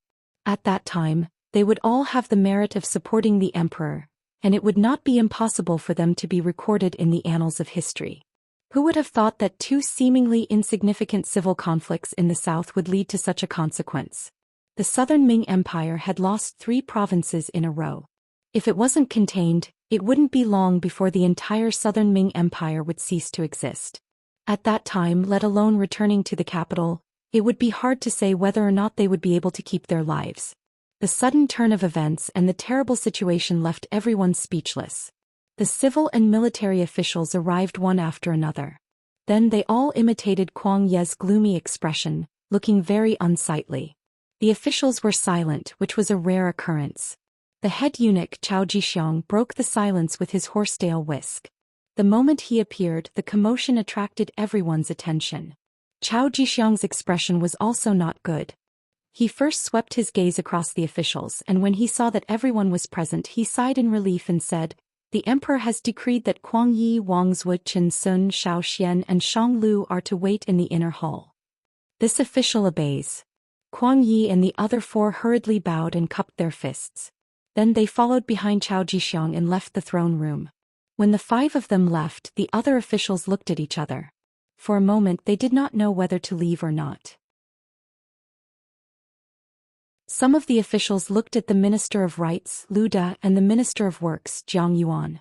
Of the 6 ministers, only the 2 of them were left behind. It was inevitable that they would be looked at. In particular, the Minister of Rights, Lu Da, left behind many doubtful gazes. Jiang Yuan was the Minister of Works. He could not play a big role in the war. At most he could supervise the forging of weapons. However, it was said that he had already forged many usable weapons a while ago. They could be used by the army at any time. As a result, the effect he could play was very small. Lu Da was different. He was the Minister of Rights. War was not as simple as fighting. There were more negotiations and public opinion. These were all done by the Ministry of Rights. But now he was indeed left here. Thinking back to the fact that it was because of his advice that Minister Kuang Yi had to return home to recuperate, which led to the defeat of the war, everyone couldn't help but look at him with many more question marks. Lu Da naturally felt this. He also knew that the emperor needed to find a scapegoat for the defeat of the front line. Although it might not be him, the appropriate punishment was always needed. The fact that he did not wait for the emperor's arrival was a clear proof. However, even though he knew this, Lu Da still stood there without showing the slightest trace of fear. He knew these courtiers too well. Once you were in power, you could say all kinds of sweet words, even mushy ones, out of your mouth. On the other hand, once you've lost your power, you'll be able to say all sorts of nasty things. In the main hall, Lu Da, who was standing there, was suffering. Inside the hall, Zhou Xian, who had returned to normal, was sitting on the golden dragon throne. Apart from his face being a bit pale, there was nothing wrong with him. Seeing the 5 officials in front of him, Zhou Xian pointed at the table and said, "Dear officials, please sit down." "Thank you, Your Majesty. We are guilty and we do not dare to sit." The 5 ministers looked at each other, shook their heads and said that they were guilty. Often the more polite the emperor was to you, the more it meant that it was not a good thing. They had seen this many times. Naturally, they did not dare to casually sit down. What are you guilty of?" "The guilty ones are the generals at the front lines. It has nothing to do with you. Sit down. Minister Kuang, you're the oldest here and your health hasn't been good for a while, so you should take the lead and sit down." "Alright, is your body alright now?" Zhou Xian tried his best to express his concern for Kuang Yi and the others. "Thank you for your concern, Your Majesty. This official's body is fine," Kuang Yi said with a face full of gratitude. Good. It's good that you are fine. We cannot lack capable officials like you by our side. That's right, all of you should sit down." After a round of sentimentality, the other officials also looked for their seats and sat down one by one with expressions of gratitude on their faces. After everyone was seated, Zhou Xian let out a long sigh and said, "Dear officials, I'm sure you all know about the defeat of the front lines. It was all Wang Ji's rotten idea that caused us to make a mistake in our strategy. Also, the generals at the front lines were afraid of death, resulting in the current situation. We truly regret it. After a series of self-criticism, Zhou Xian shook his head with a look of regret. Then he nodded to Cao Jixiang, who was standing to the side. Yes. Cao Jixiang hurriedly replied. He then took out the golden back of the imperial edict and read it aloud. By the will of the heavens, Your Majesty, the left assistant minister of the Ministry of War, Wang Ji, retreated in fear of the enemy. He is to be immediately removed from his position and brought back to the capital to be imprisoned. The embroidered uniform guard, Qian Liang, is to be demoted to a baihu of the embroidered uniform guard. He is to be punished with half a year's salary. The governor of Huguang, Yang Xinmin, and the other officials are to be punished with a year's salary. They are to be demoted by half a rank and remain in the army. In the imperial edict, all the generals and officials of Yunnan were punished. This was especially true for Wang Ji. He had only been in Yunnan for less than a month, and he had gone from being in the limelight to being a prisoner. The situation had changed so quickly that it made people sigh at the unpredictability of heaven's might and the difficulty of being an official. After punishing all the officials, especially the left assistant minister of the Ministry of War, it was the same as putting an end to the failure of the war. Next, it was time to talk about the current situation. Dear officials, the traitor Zhu Huiqiang and the others have already caused chaos in Yunnan, Guangxi and Guangdong. They will soon reach Xianxia. What advice do you have for us? Zhou Qian's hopeful gaze fell on the 5 old officials. His face was filled with anticipation. What followed next was a period of silence in the inner hall. The Southern Ming Empire did not have a large army to begin with. Last time, when Kuang Yi was inspecting the guard stations, he discovered that there were some people who were not paid. As a result, the guards were not at full strength. At that time, the rough estimate was that there were less than 1 million people.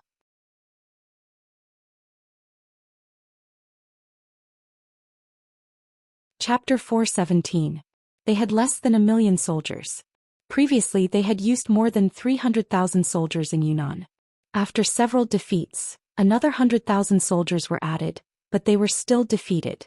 Looking at it this way, even if the entire Southern Ming Empire's army was gathered together, they would only have about 500,000 soldiers or even less. These people still needed to guard many cities and prefectures, so it was impossible to mobilize all of them. Otherwise, not only Yunnan, Guangxi and Guangdong, but other places would also riot due to the absence of the military presence. Without a weapon to use, it was like a clever housewife couldn't cook a meal without rice. No matter who it was, it would be difficult to solve the problem in a short period of time. Of course, it could not be solved now, but it did not mean that it could not be solved in the future. For example, they could recruit soldiers again. After the rule of Ren Xuanji, the population of the Great Ming Empire was still large. It was not difficult to recruit 1 million soldiers under the command of Ren Xuanji. The difficult thing was that they did not have the time. It took time to recruit soldiers, and so did training. If they really recruited 1 million soldiers, it would take at least 2 years to perfect it. It would take such a long time. Would the king of Min's people give it to them?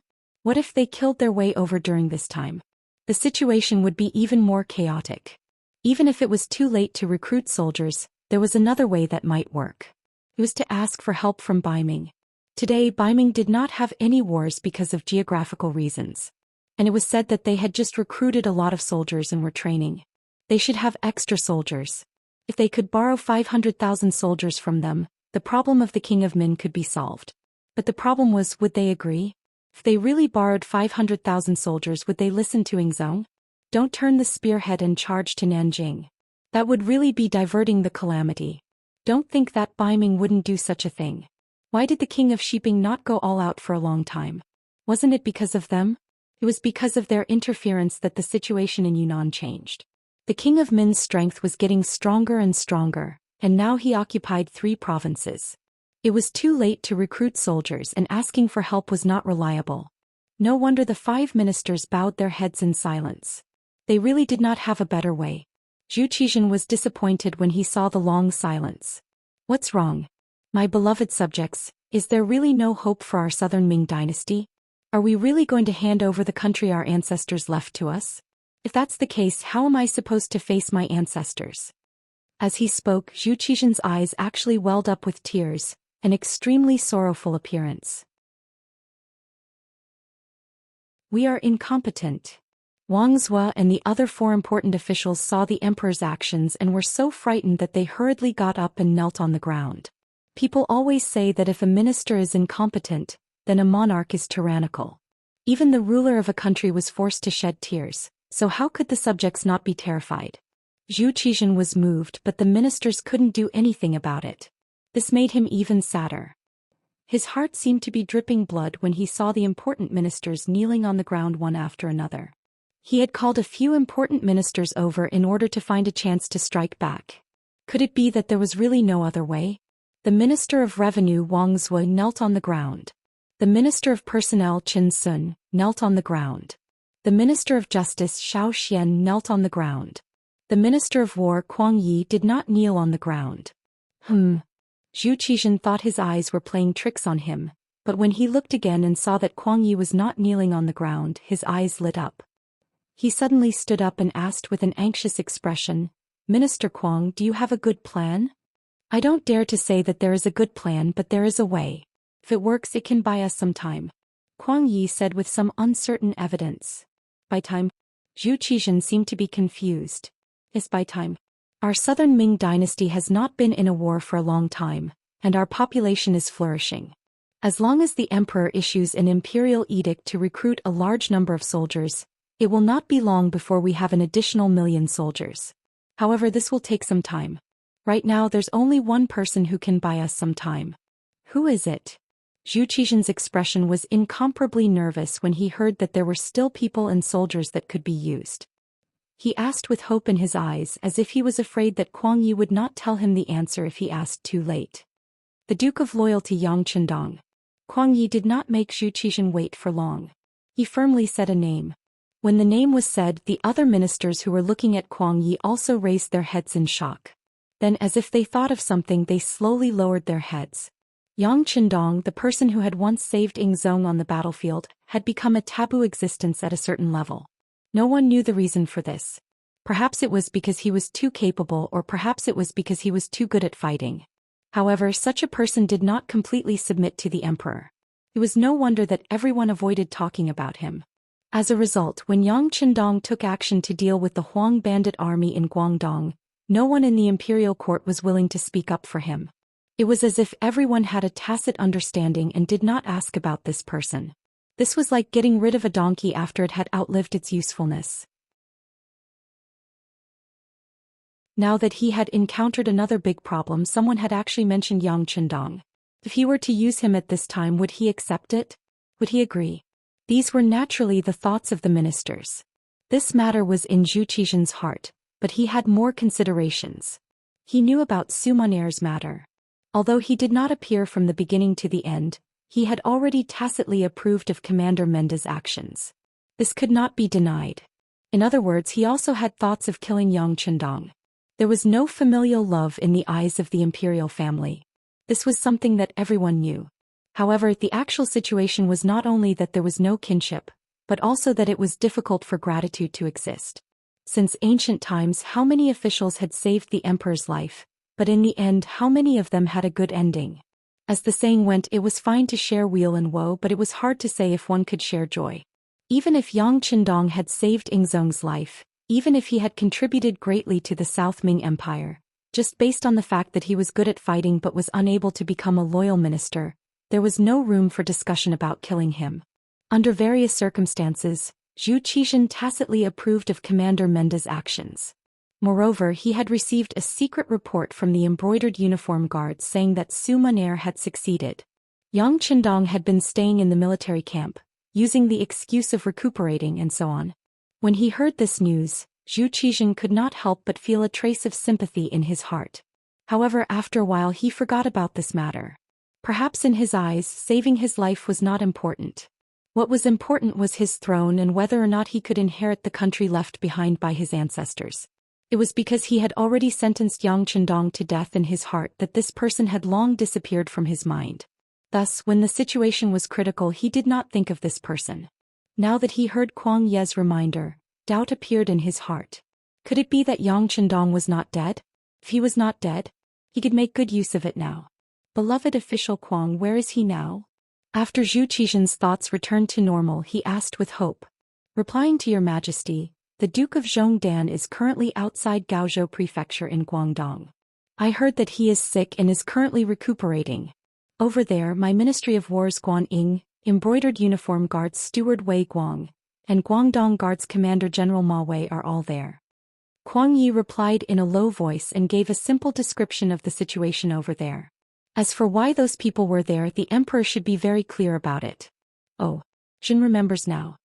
Zhu Qixian suddenly understood and nodded his head. He thought of the secret report from the genie guard a while ago.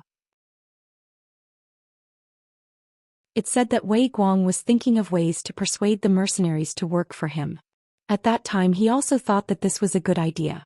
The great Ming Empire was vast and abundant in resources. What good things did it not have? As long as he was sincere enough, it was not impossible to keep those mercenaries who could fight for him.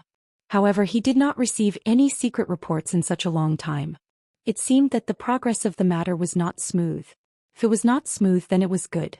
If it was not smooth, then there was a possibility of Yang Chendong sending troops to quell the rebellion. Otherwise, if he really accepted the mercenaries, it would be equivalent to falling out with them. Zhu Qixian quickly made a decision in his heart. After the court, he would notify the embroidered uniform guards and have them stop what they were doing to the mercenaries. At least on the surface they would ease the relationship between them. However, this was a method of mending the pen after the sheep had been lost. The important thing was to discuss with Yang Chendong. Thinking of this, he said to Kuang Yi, Zhen heard that the Duke of Loyal Valor is sick. Is his illness serious? I do not know. I have sent Guan Ying to visit him, but I have not seen him. He could not even enter the barracks. I think his rank is not high enough. Kuang Yi hesitated as he spoke. If that's the case, we should send an important official over. Zhu Qixian nodded as he said this. Then his gaze fell on Kuang Yi. Beloved official Kuang, I am afraid that I will have to trouble you to make a trip. If you can see the Duke of Loyal Valor, ask him to take action no matter what. Don't ask him to defeat the rebels, but at least stabilize the current situation and buy time for our southern Ming dynasty to develop. I am old. This time Kuang Yi did not immediately agree. Instead he spoke with an ambiguous attitude. Kuang Yi said this because he was complaining. He was complaining about how Yingzong grounded him at home a while ago. Now that he had a use for him, he did not think about the fact that he was almost 70 years old.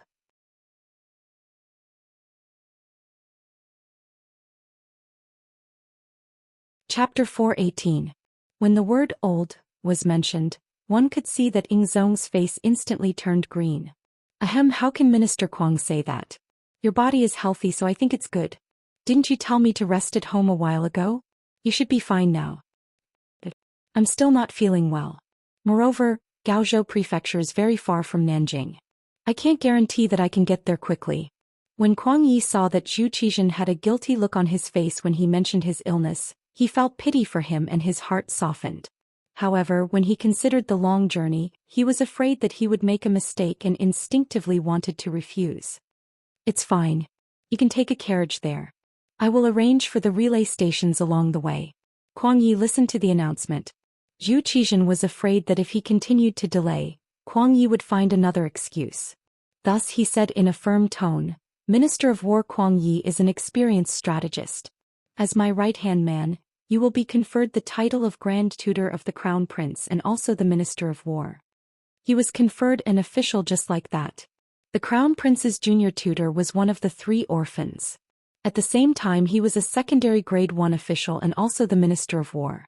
It could be said that he held great power and was definitely one of the pillars of the imperial court. As soon as the imperial edict was passed down, the other 5 ministers all had looks of envy on their faces. Words of congratulations could be heard one after another. When the imperial edict was given, Kuang Yi was extremely touched. Ever since the great Ming dynasty was split into the north and south, there were no longer any primary grade officials in the imperial court. The cabinet was also removed. The ministers of the 6 ministries became the leaders of the officials. He originally thought that he would be satisfied if he could keep his position until he retired. However, he never thought that there would be a day when he would be promoted to Grand Tutor of the Crown Prince and become a secondary grade 1 official. With such a position he could definitely be called the leader of the officials. How could he not be excited and moved by this honor? He was so touched that he knelt on the ground. Thank you for your kindness. I will go home and pack up before heading to Guangdong. Even if I have to sacrifice my old bones, I will persuade the loyal duke to work for the great Ming dynasty and defeat the enemy. Good. Seeing that Kuang Yi was so straightforward, Zhou Xian happily stood up and said, as expected of a loyal minister of the great Ming dynasty, a pillar of the country. Just like that, Minister Kuang immediately packed up and left. Everyone else had to cooperate with him to the best of their ability. In addition, if the Duke of Loyalty and Courage raises any conditions, my beloved subject can also agree to them on our behalf. Yes, Your Majesty. With Zhou Qixian's words, Kuang Ye's heart was filled with confidence. He had more confidence in the Guangdong trip. In this meeting with the emperor, Kuang Yi was conferred the title of Grand Tutor of the Crown Prince and regained the favor of the emperor. Outside the Kuang manor, there was an endless stream of officials who came to congratulate him. It was a scene of prosperity. In comparison, the mercenary camp outside Gaozhou City was as quiet as usual. After more than a month of training, all the cold vanguard soldiers and the auxiliary soldiers had gone through several forest battle drills. This allowed them to have a better understanding of how to fight in the forest. From being completely passive in the beginning to having the ability to fight back, their conditioned reflexes had formed. As long as they were walking in the forest, they would instinctively make some defensive or offensive responses if the slightest bit of the situation was wrong. Not bad. The military quality of the cold vanguard soldiers is very high. There are also quite a few good seedlings among the auxiliary soldiers. I'm afraid that it won't be long before the elite cold vanguard soldiers expand. Yang Qindong looked at the results of the drills that the various companies sent over and nodded repeatedly. He appeared very satisfied. Seeing that Yang Qindong was in a good mood, Hu Mang, who was at the side, hurriedly handed over the report card about the temporary auxiliary soldiers' studies. Young master, take a look at this. It's the results of the temporary auxiliary soldiers. Not bad. There are actually so many who can score 60 points. Very good, very good. Looking at the results, although the knowledge tested was only for the second grade of elementary school, it was already very difficult to score a passing score. This at least meant that the literacy class was successful. Yes, not only did the political committee work hard, even the two madams put in a lot of effort. Some of them are already qualified to be temporary auxiliary soldiers and are even close to the standard of the cold vanguard soldiers. Now their loyalty is still to be tested. Tiger's Mane reported everything he knew to Yang Qindong. Loyalty is indeed a problem. No matter how strong a person is, no matter how strong a soldier is, without loyalty, the stronger they are, the easier it is for them to betray their master. Tell the political committee to pay special attention to this test. Yang Qindong nodded in agreement. Yes, young master is right. These people haven't been to Resin City, so it's not easy to do some work. After all, we can't be sure if there are spies from other parties. Now isn't the time to announce young master's identity. Tiger's Mane said in a troubled tone. The soldiers who joined the army in Resin City usually didn't have to worry too much about their loyalty. Other things aside, just the changes that could be seen with one's eyes were enough to let everyone know who to follow in order to live a good life. When they and their families lived a good life and didn't have to worry about food and drink, they would have to think about who brought all this to them. Why would they need to worry about loyalty? When someone mentioned that they had to join the army to protect their home and the fruits of victory from being violated by others, the number of people who joined the army had already reached 90%. In addition to the benefits a soldier could enjoy, it was enough to feed a family of 5 without having to worry about food and water. Once they reached a certain age and needed to retire from active service, they would be given jobs that others envied. Even those who were injured on the battlefield would be in high demand once they returned home. With all these benefits, why would they need to worry about the lack of manpower? Why would he need to worry that these people would have any rebellious thoughts and intentions? However, it was different in the territory of the Great Ming Dynasty. There were some people whose backgrounds weren't even clear. Even if one tried to brainwash these people, they wouldn't be able to meet the best requirements. If they were allowed to understand too much about these people, they would be exposed even more. If Yang Qindong's identity was exposed because of this, wouldn't there be a huge problem? At the very least, The safety of his family in the capital became the most important thing to worry about. We still need to seriously investigate their backgrounds. For those who we can't be completely sure of, we can consider persuading them to leave the ranks of temporary auxiliary soldiers. In short, if there is a trace of uncertainty, we can't use them, let alone use them. Yang Qindong nodded. How could he not know what the consequences would be if his current identity was exposed?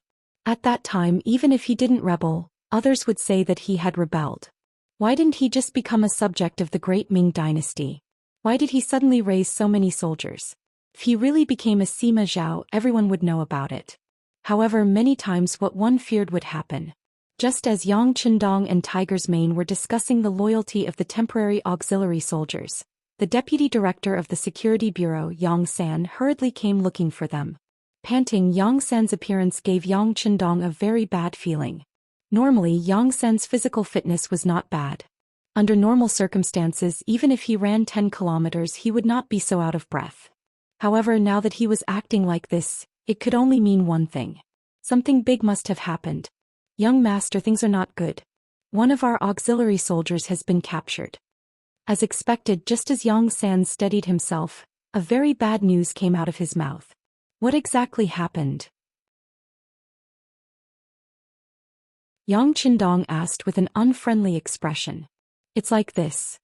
Yang San then gave a short report of what had happened. The person who was captured was called Zhou Xian. He was a platoon leader in the auxiliary battalion who had just been promoted not long ago. He was a soldier from Mount Qishan on Ryukyu Island. His family had been in Mount Qishan for generations, so his background was very clean. In addition, he was very motivated and learned everything quickly. It didn't take long for him to become the squad leader of the auxiliary battalion. A while ago, because of his good performance, he was promoted to platoon leader of the auxiliary battalion. Under normal circumstances, those who could become platoon leader of the auxiliary battalion were qualified to enter the cold front. All they lacked was an opportunity to be tested. This time, during the training of the auxiliary battalion in the jungle battle, Zhou Xian's performance was very outstanding. After the training results reached the standard, the battalion commander gave everyone a day off and allowed them to enter the nearby Gaozhou prefecture for a stroll. Zhou Xian also took a day off and entered the city with his 5 comrades. This was also one of the military rules. Soldiers were not allowed to enter the city alone to prevent accidents from happening. Once the 5 of them were together, they could more or less take care of each other if anything happened. The chances of accidents happening were reduced to the lowest. Originally, Zhou Xian and his group had been together since they entered the city. However, when they came across a rouge shop, Zhou Xian thought that he should buy some things for his newly married wife in Mount Qishan. He also heard that the quality of the things in the Central Plains were very good, so he wanted to go in and take a look. However, his other comrades rejected his idea. They all laughed and said that this rouge shop was only for women. It was embarrassing for a man to go in. The others were not willing to go with him, so Zhou Xian entered the rouge shop called Song's Rouge Shop alone and asked the other 4 to wait outside for a while. However, once he went in, there was no news of him. It was not until more than 15 minutes later that his 4 comrades felt that something was wrong. They went in together, but they didn't see Zhou Xian inside. Feeling that this was a serious matter, 2 of the auxiliary soldiers stayed behind to keep watch outside the rouge shop. The other 2 quickly went out of the city and reported to the barracks. After Yang San received the news, he immediately asked for instructions from Yang Qindong.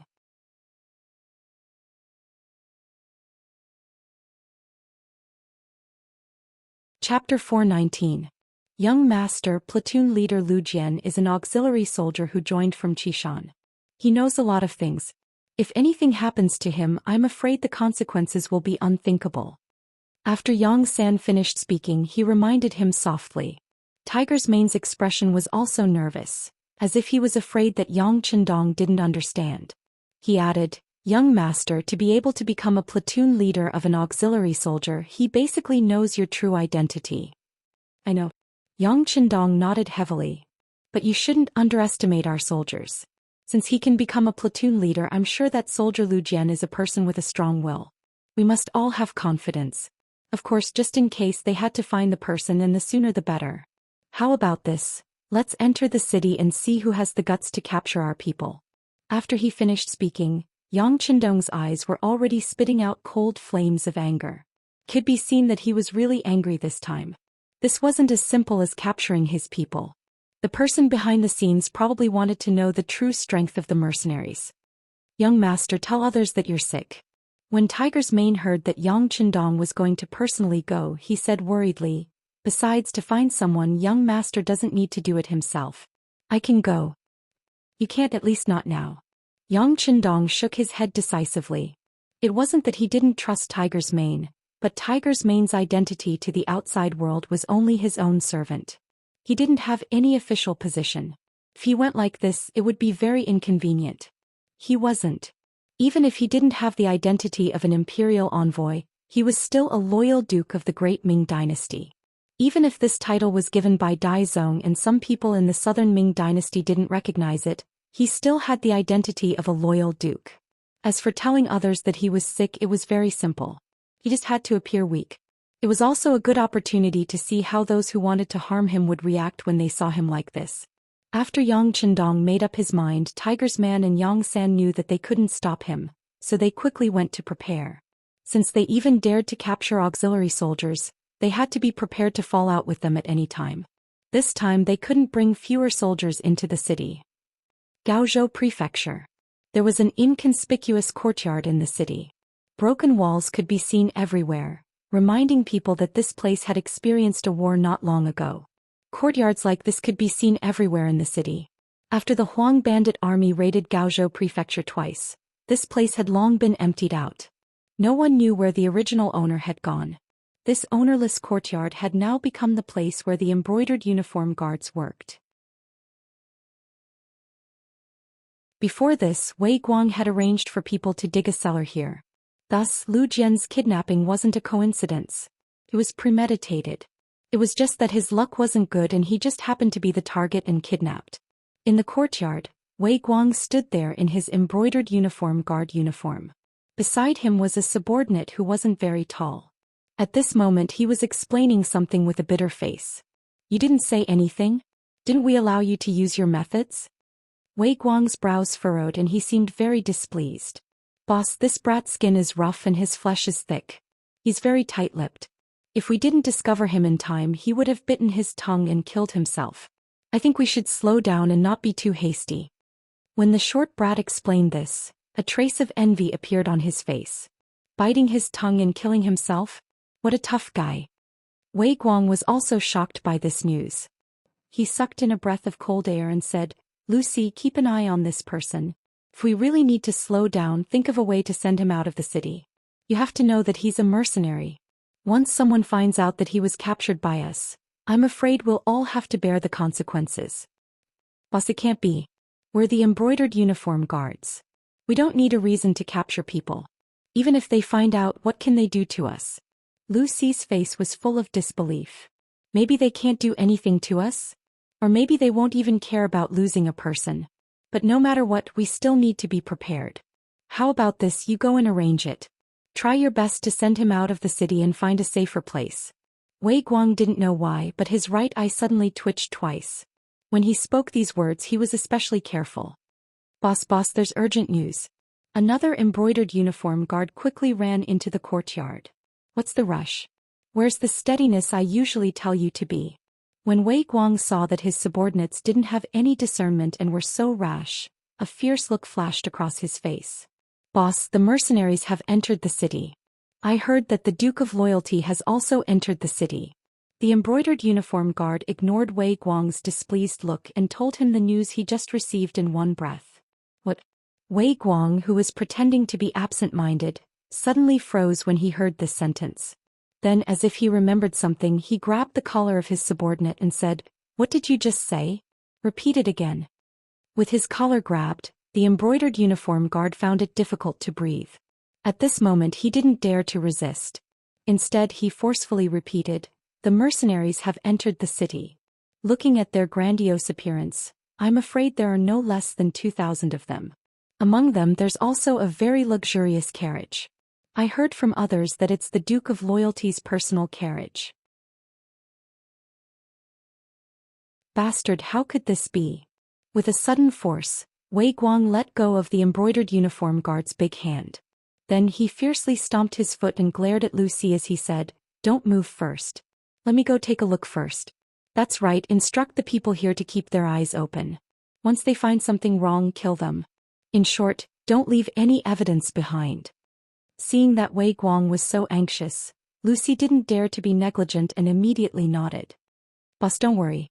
Once something goes wrong, we'll kill them to silence them. The dead tell no tales." "Very good, let's go." Seeing that his subordinates understood his meaning, Wei Guang didn't want to stay here any longer. With a wave of his hand, he left the courtyard with nearly 30 embroidered uniform guards. However, what he didn't know was that his every move was being watched by someone. On the roof of a courtyard that was almost a street away, someone was using a high-powered telescope to see everything that was happening. The most frightening thing was that the person who was observing could read lips.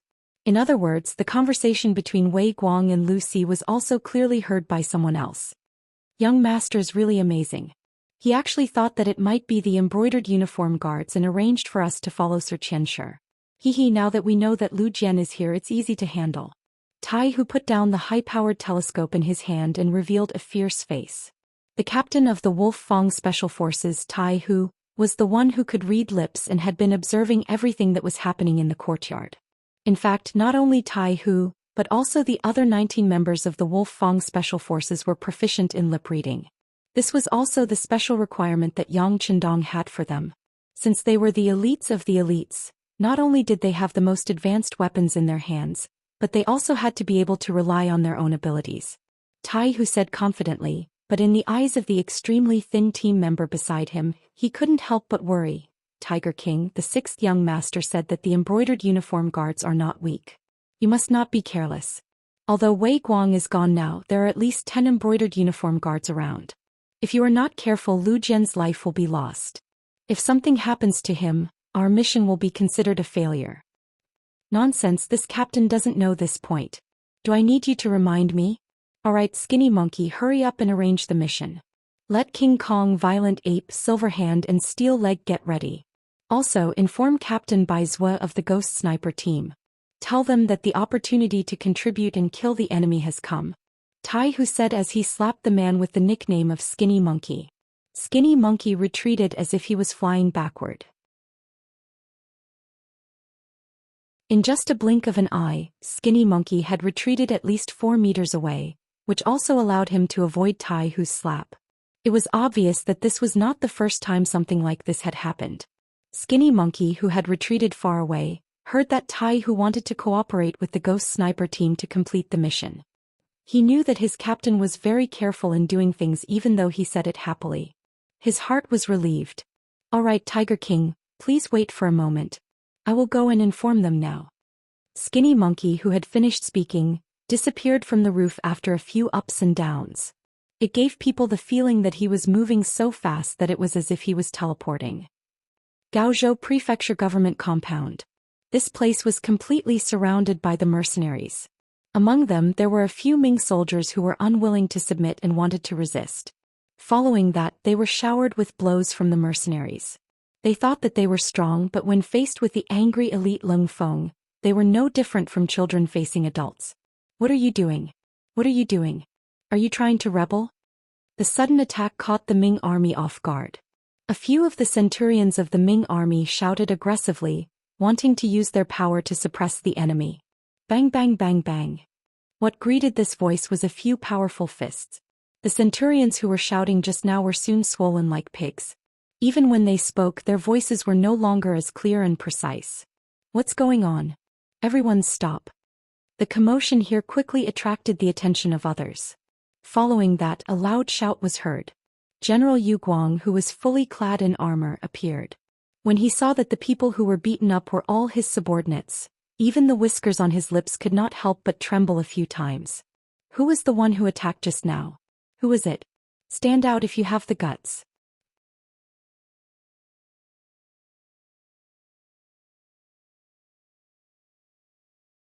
Chapter 420. It's me. What do you want? Luo Pe, the commander of the 2nd Regiment of the Lung Feng Army, walked out of the crowd with the rank of colonel. He looked at Yu Guang with a mocking expression. "Commander Luo?" Yu Guang groaned in his heart when he recognized the person. From what he knew, this person was the leader of the mercenary army. Since he had stepped forward, the situation must be very bad, right? Could it be that they wanted to rebel like King Min and the others? Yu Guang's expression changed again and again when he had this thought. He knew the strength of the mercenary army. They had fought side by side before. At that time he felt happy to have such an ally and fought to his heart's content. However, when this person became his opponent, he felt the same pressure on his shoulders. Yu Guang's expression changed again and his aura weakened. When the other Ming soldiers saw this, they couldn't help but lower their heads. Even their commander was about to give in. They didn't know what to do next. As the saying goes, a single soldier can bear the brunt of the enemy, but a whole nest of generals can bear the brunt of the enemy. Yu Guang didn't dare to say anything else. Luo Pa snorted coldly, then glanced at the Ming army in front of him and said, "All soldiers, listen to my orders. If anyone dares to resist, beat him up first. If anyone dares to resist with weapons, we will let them have a taste of bullets." Yes. The Leng Feng members standing behind Luo Pa replied in unison. Their aura was truly like a landslide or a tsunami. "One battalion will follow me in. The rest will stay outside. Without orders, no one is allowed to leave."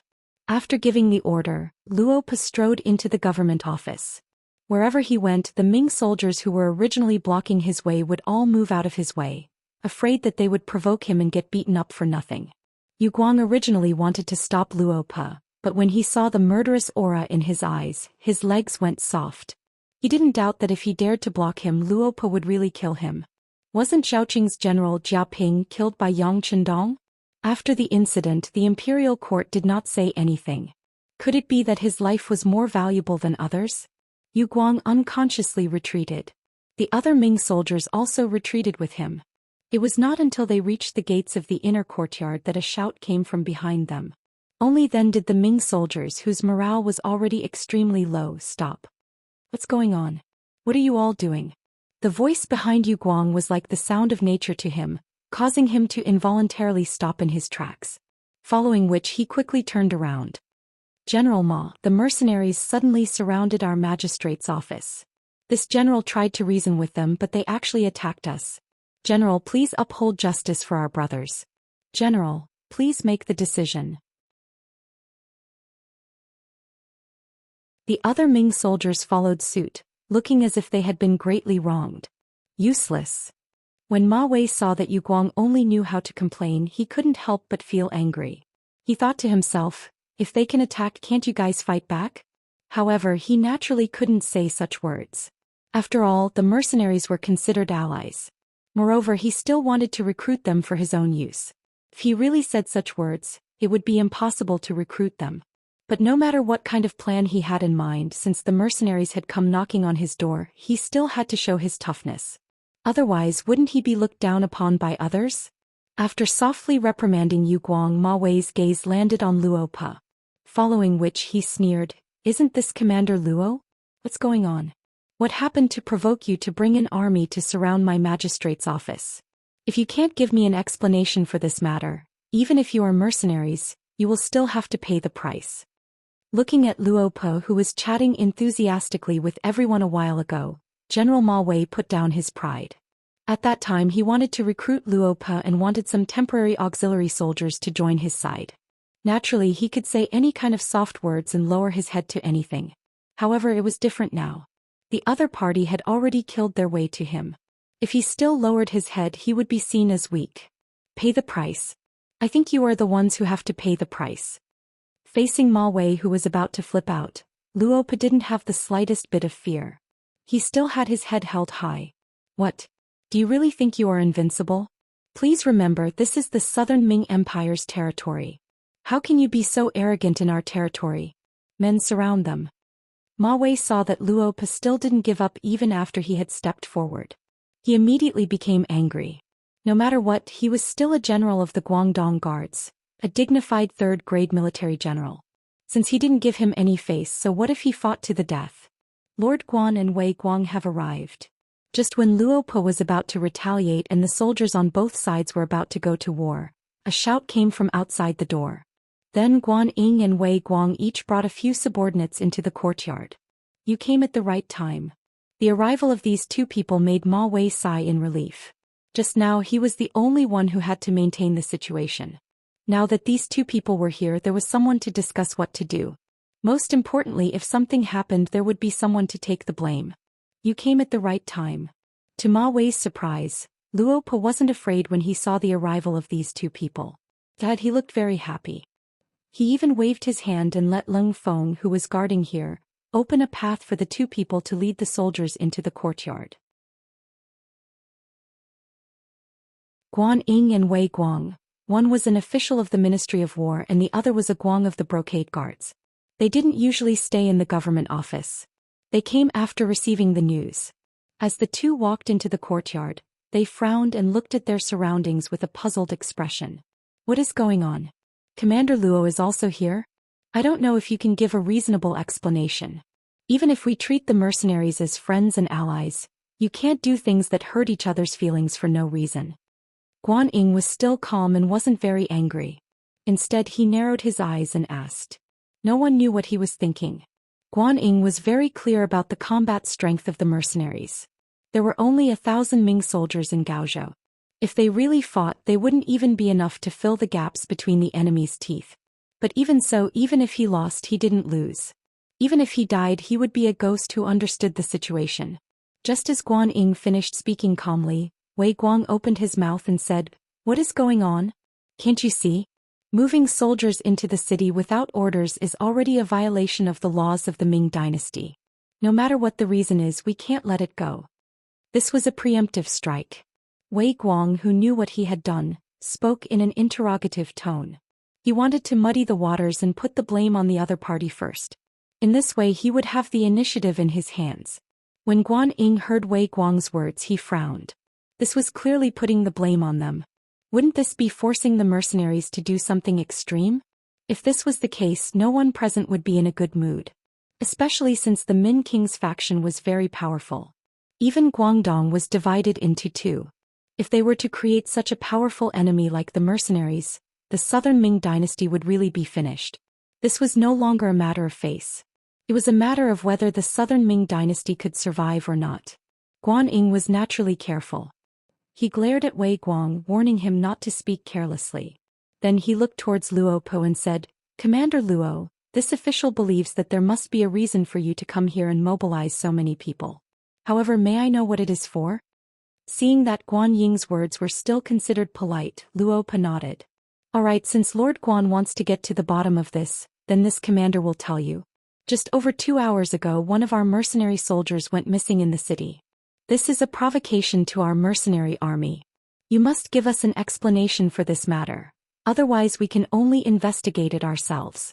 Even if we have to turn the entire city upside down, we must have a conclusion to this matter. A soldier of the mercenaries went missing? Hearing this result, Guan Ying's face was filled with shock. Not only him, even General Ma Wei, who was confused just now, had his mouth wide open. He stood there with an incredulous expression. Wei Guang's heart skipped a beat. His guess was right. These people came for Lu Jian.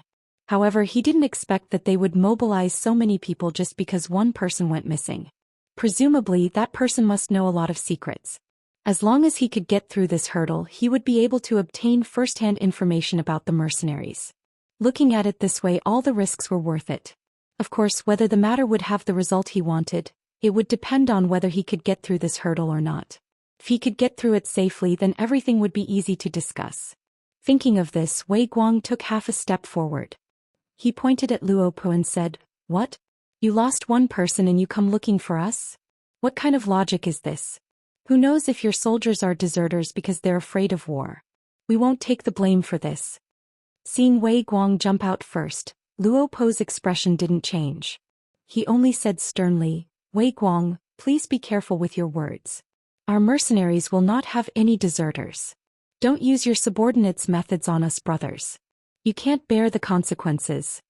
Being threatened again, Wei Guang's expression was naturally very ugly. Luo Po, you should also watch your words. I am a member of the embroidered uniform guard. Outsiders have no right to order me around.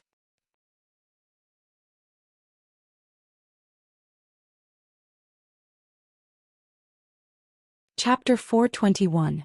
Everyone, please don't get angry. Guan Yingyan saw that Wei Guang's tone was not friendly. He was afraid that if this continued, the two sides would fight before the matter was cleared up. If that happened, the truth would never be revealed.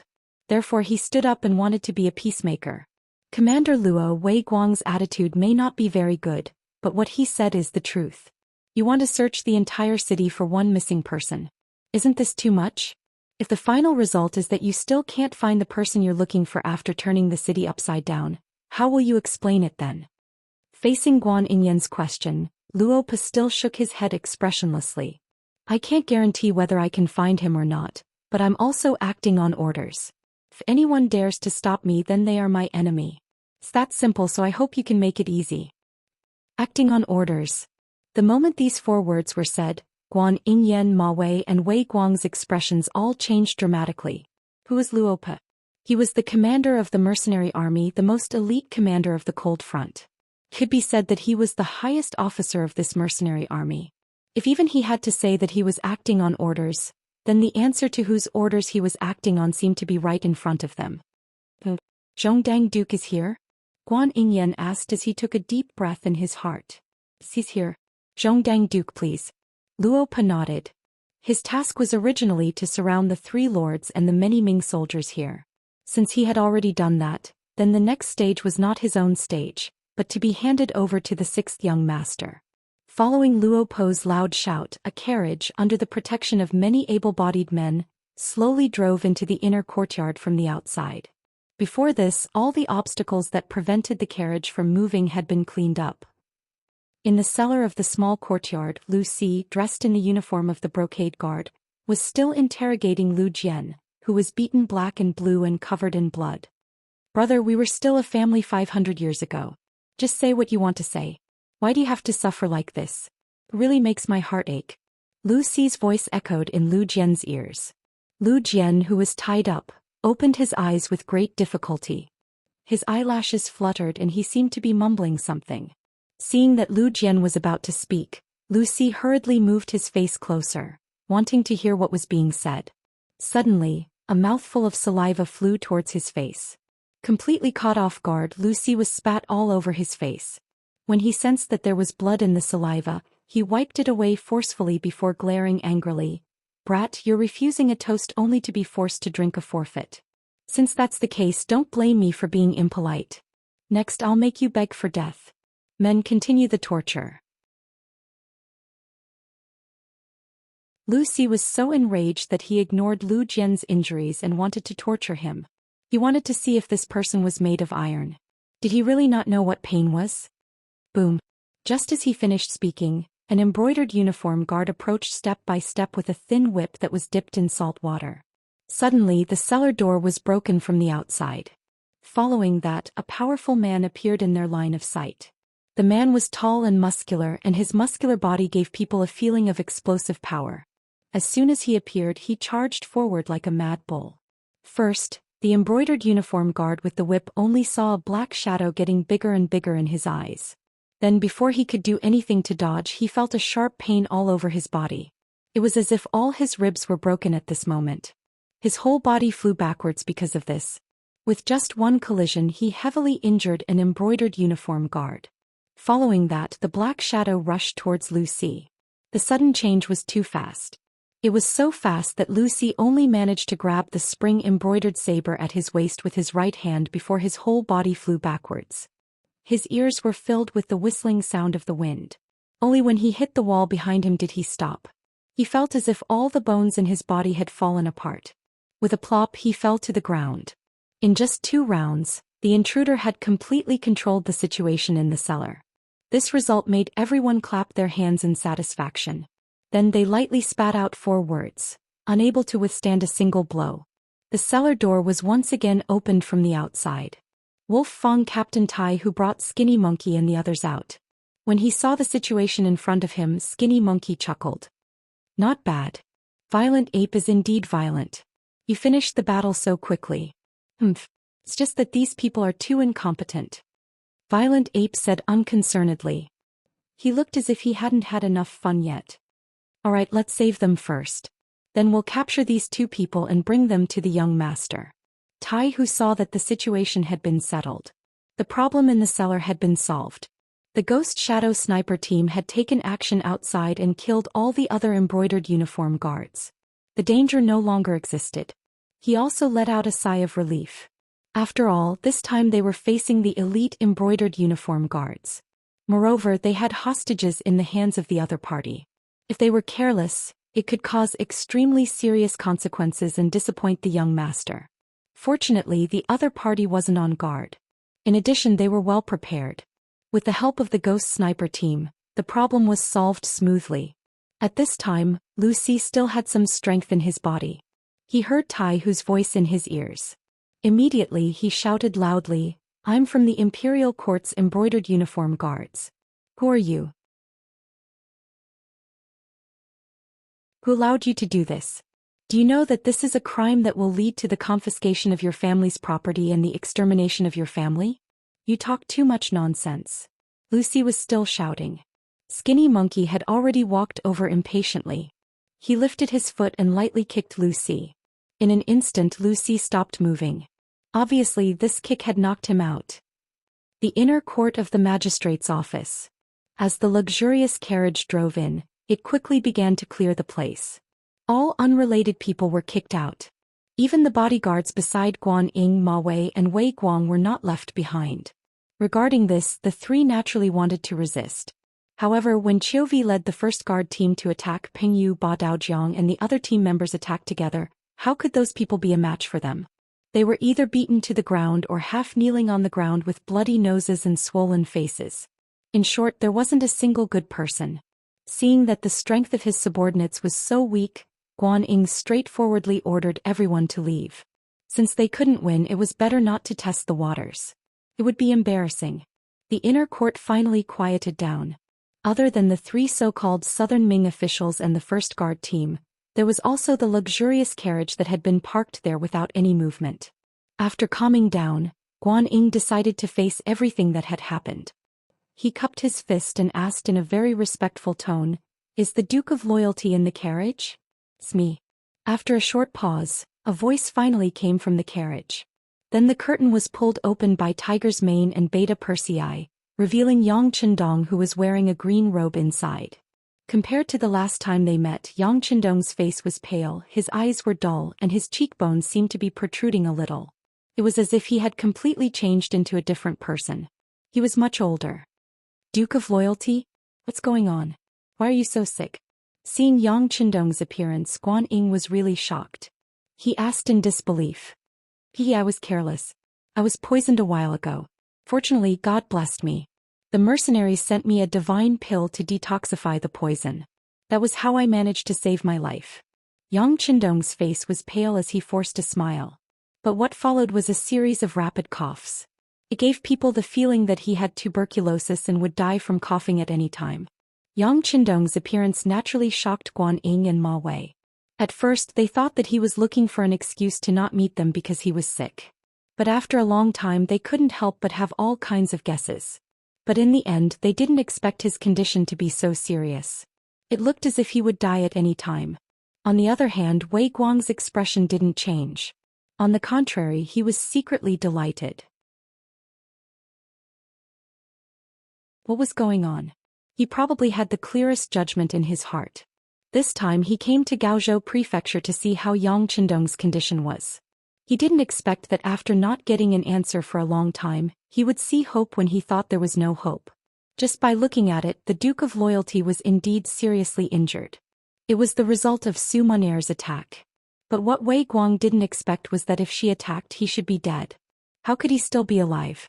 Could it be that it was like what was said just now, that it was a divine antidote sent by the mercenaries? If that was the case, how many good things did the mercenaries have that they didn't take out? While Wei Guang was still pondering over the crux of the matter, Yang Chendong had already opened his mouth once again. "Sirs, this time the mercenaries had no choice but to act. As you all know, the mercenaries are very protective of their people. Anyone who dares to provoke them will not have a good ending. Now that a person has gone missing and I heard that it's an officer, it's reasonable that they would be angry. How about this? I will be the middleman and give everyone a chance. If anyone is the one who captured him, stand up and ask for forgiveness now." I can even consider interceding for him. Maybe he can still live. This way everyone won't be affected. How about it? As if he forced himself to say these words, Yang Chendong sat in the carriage and panted heavily. Tiger's mane, who was waiting on him at the side, was anxious. Just a moment ago the young master was still talking and laughing with them. How long had it been? How could his illness be so serious? This didn't seem like an act. How could an act be so realistic? You're tuning in to the Zhou Xian's Legacy YouTube channel. Don't forget to subscribe and join us on this journey to catch the most captivating stories.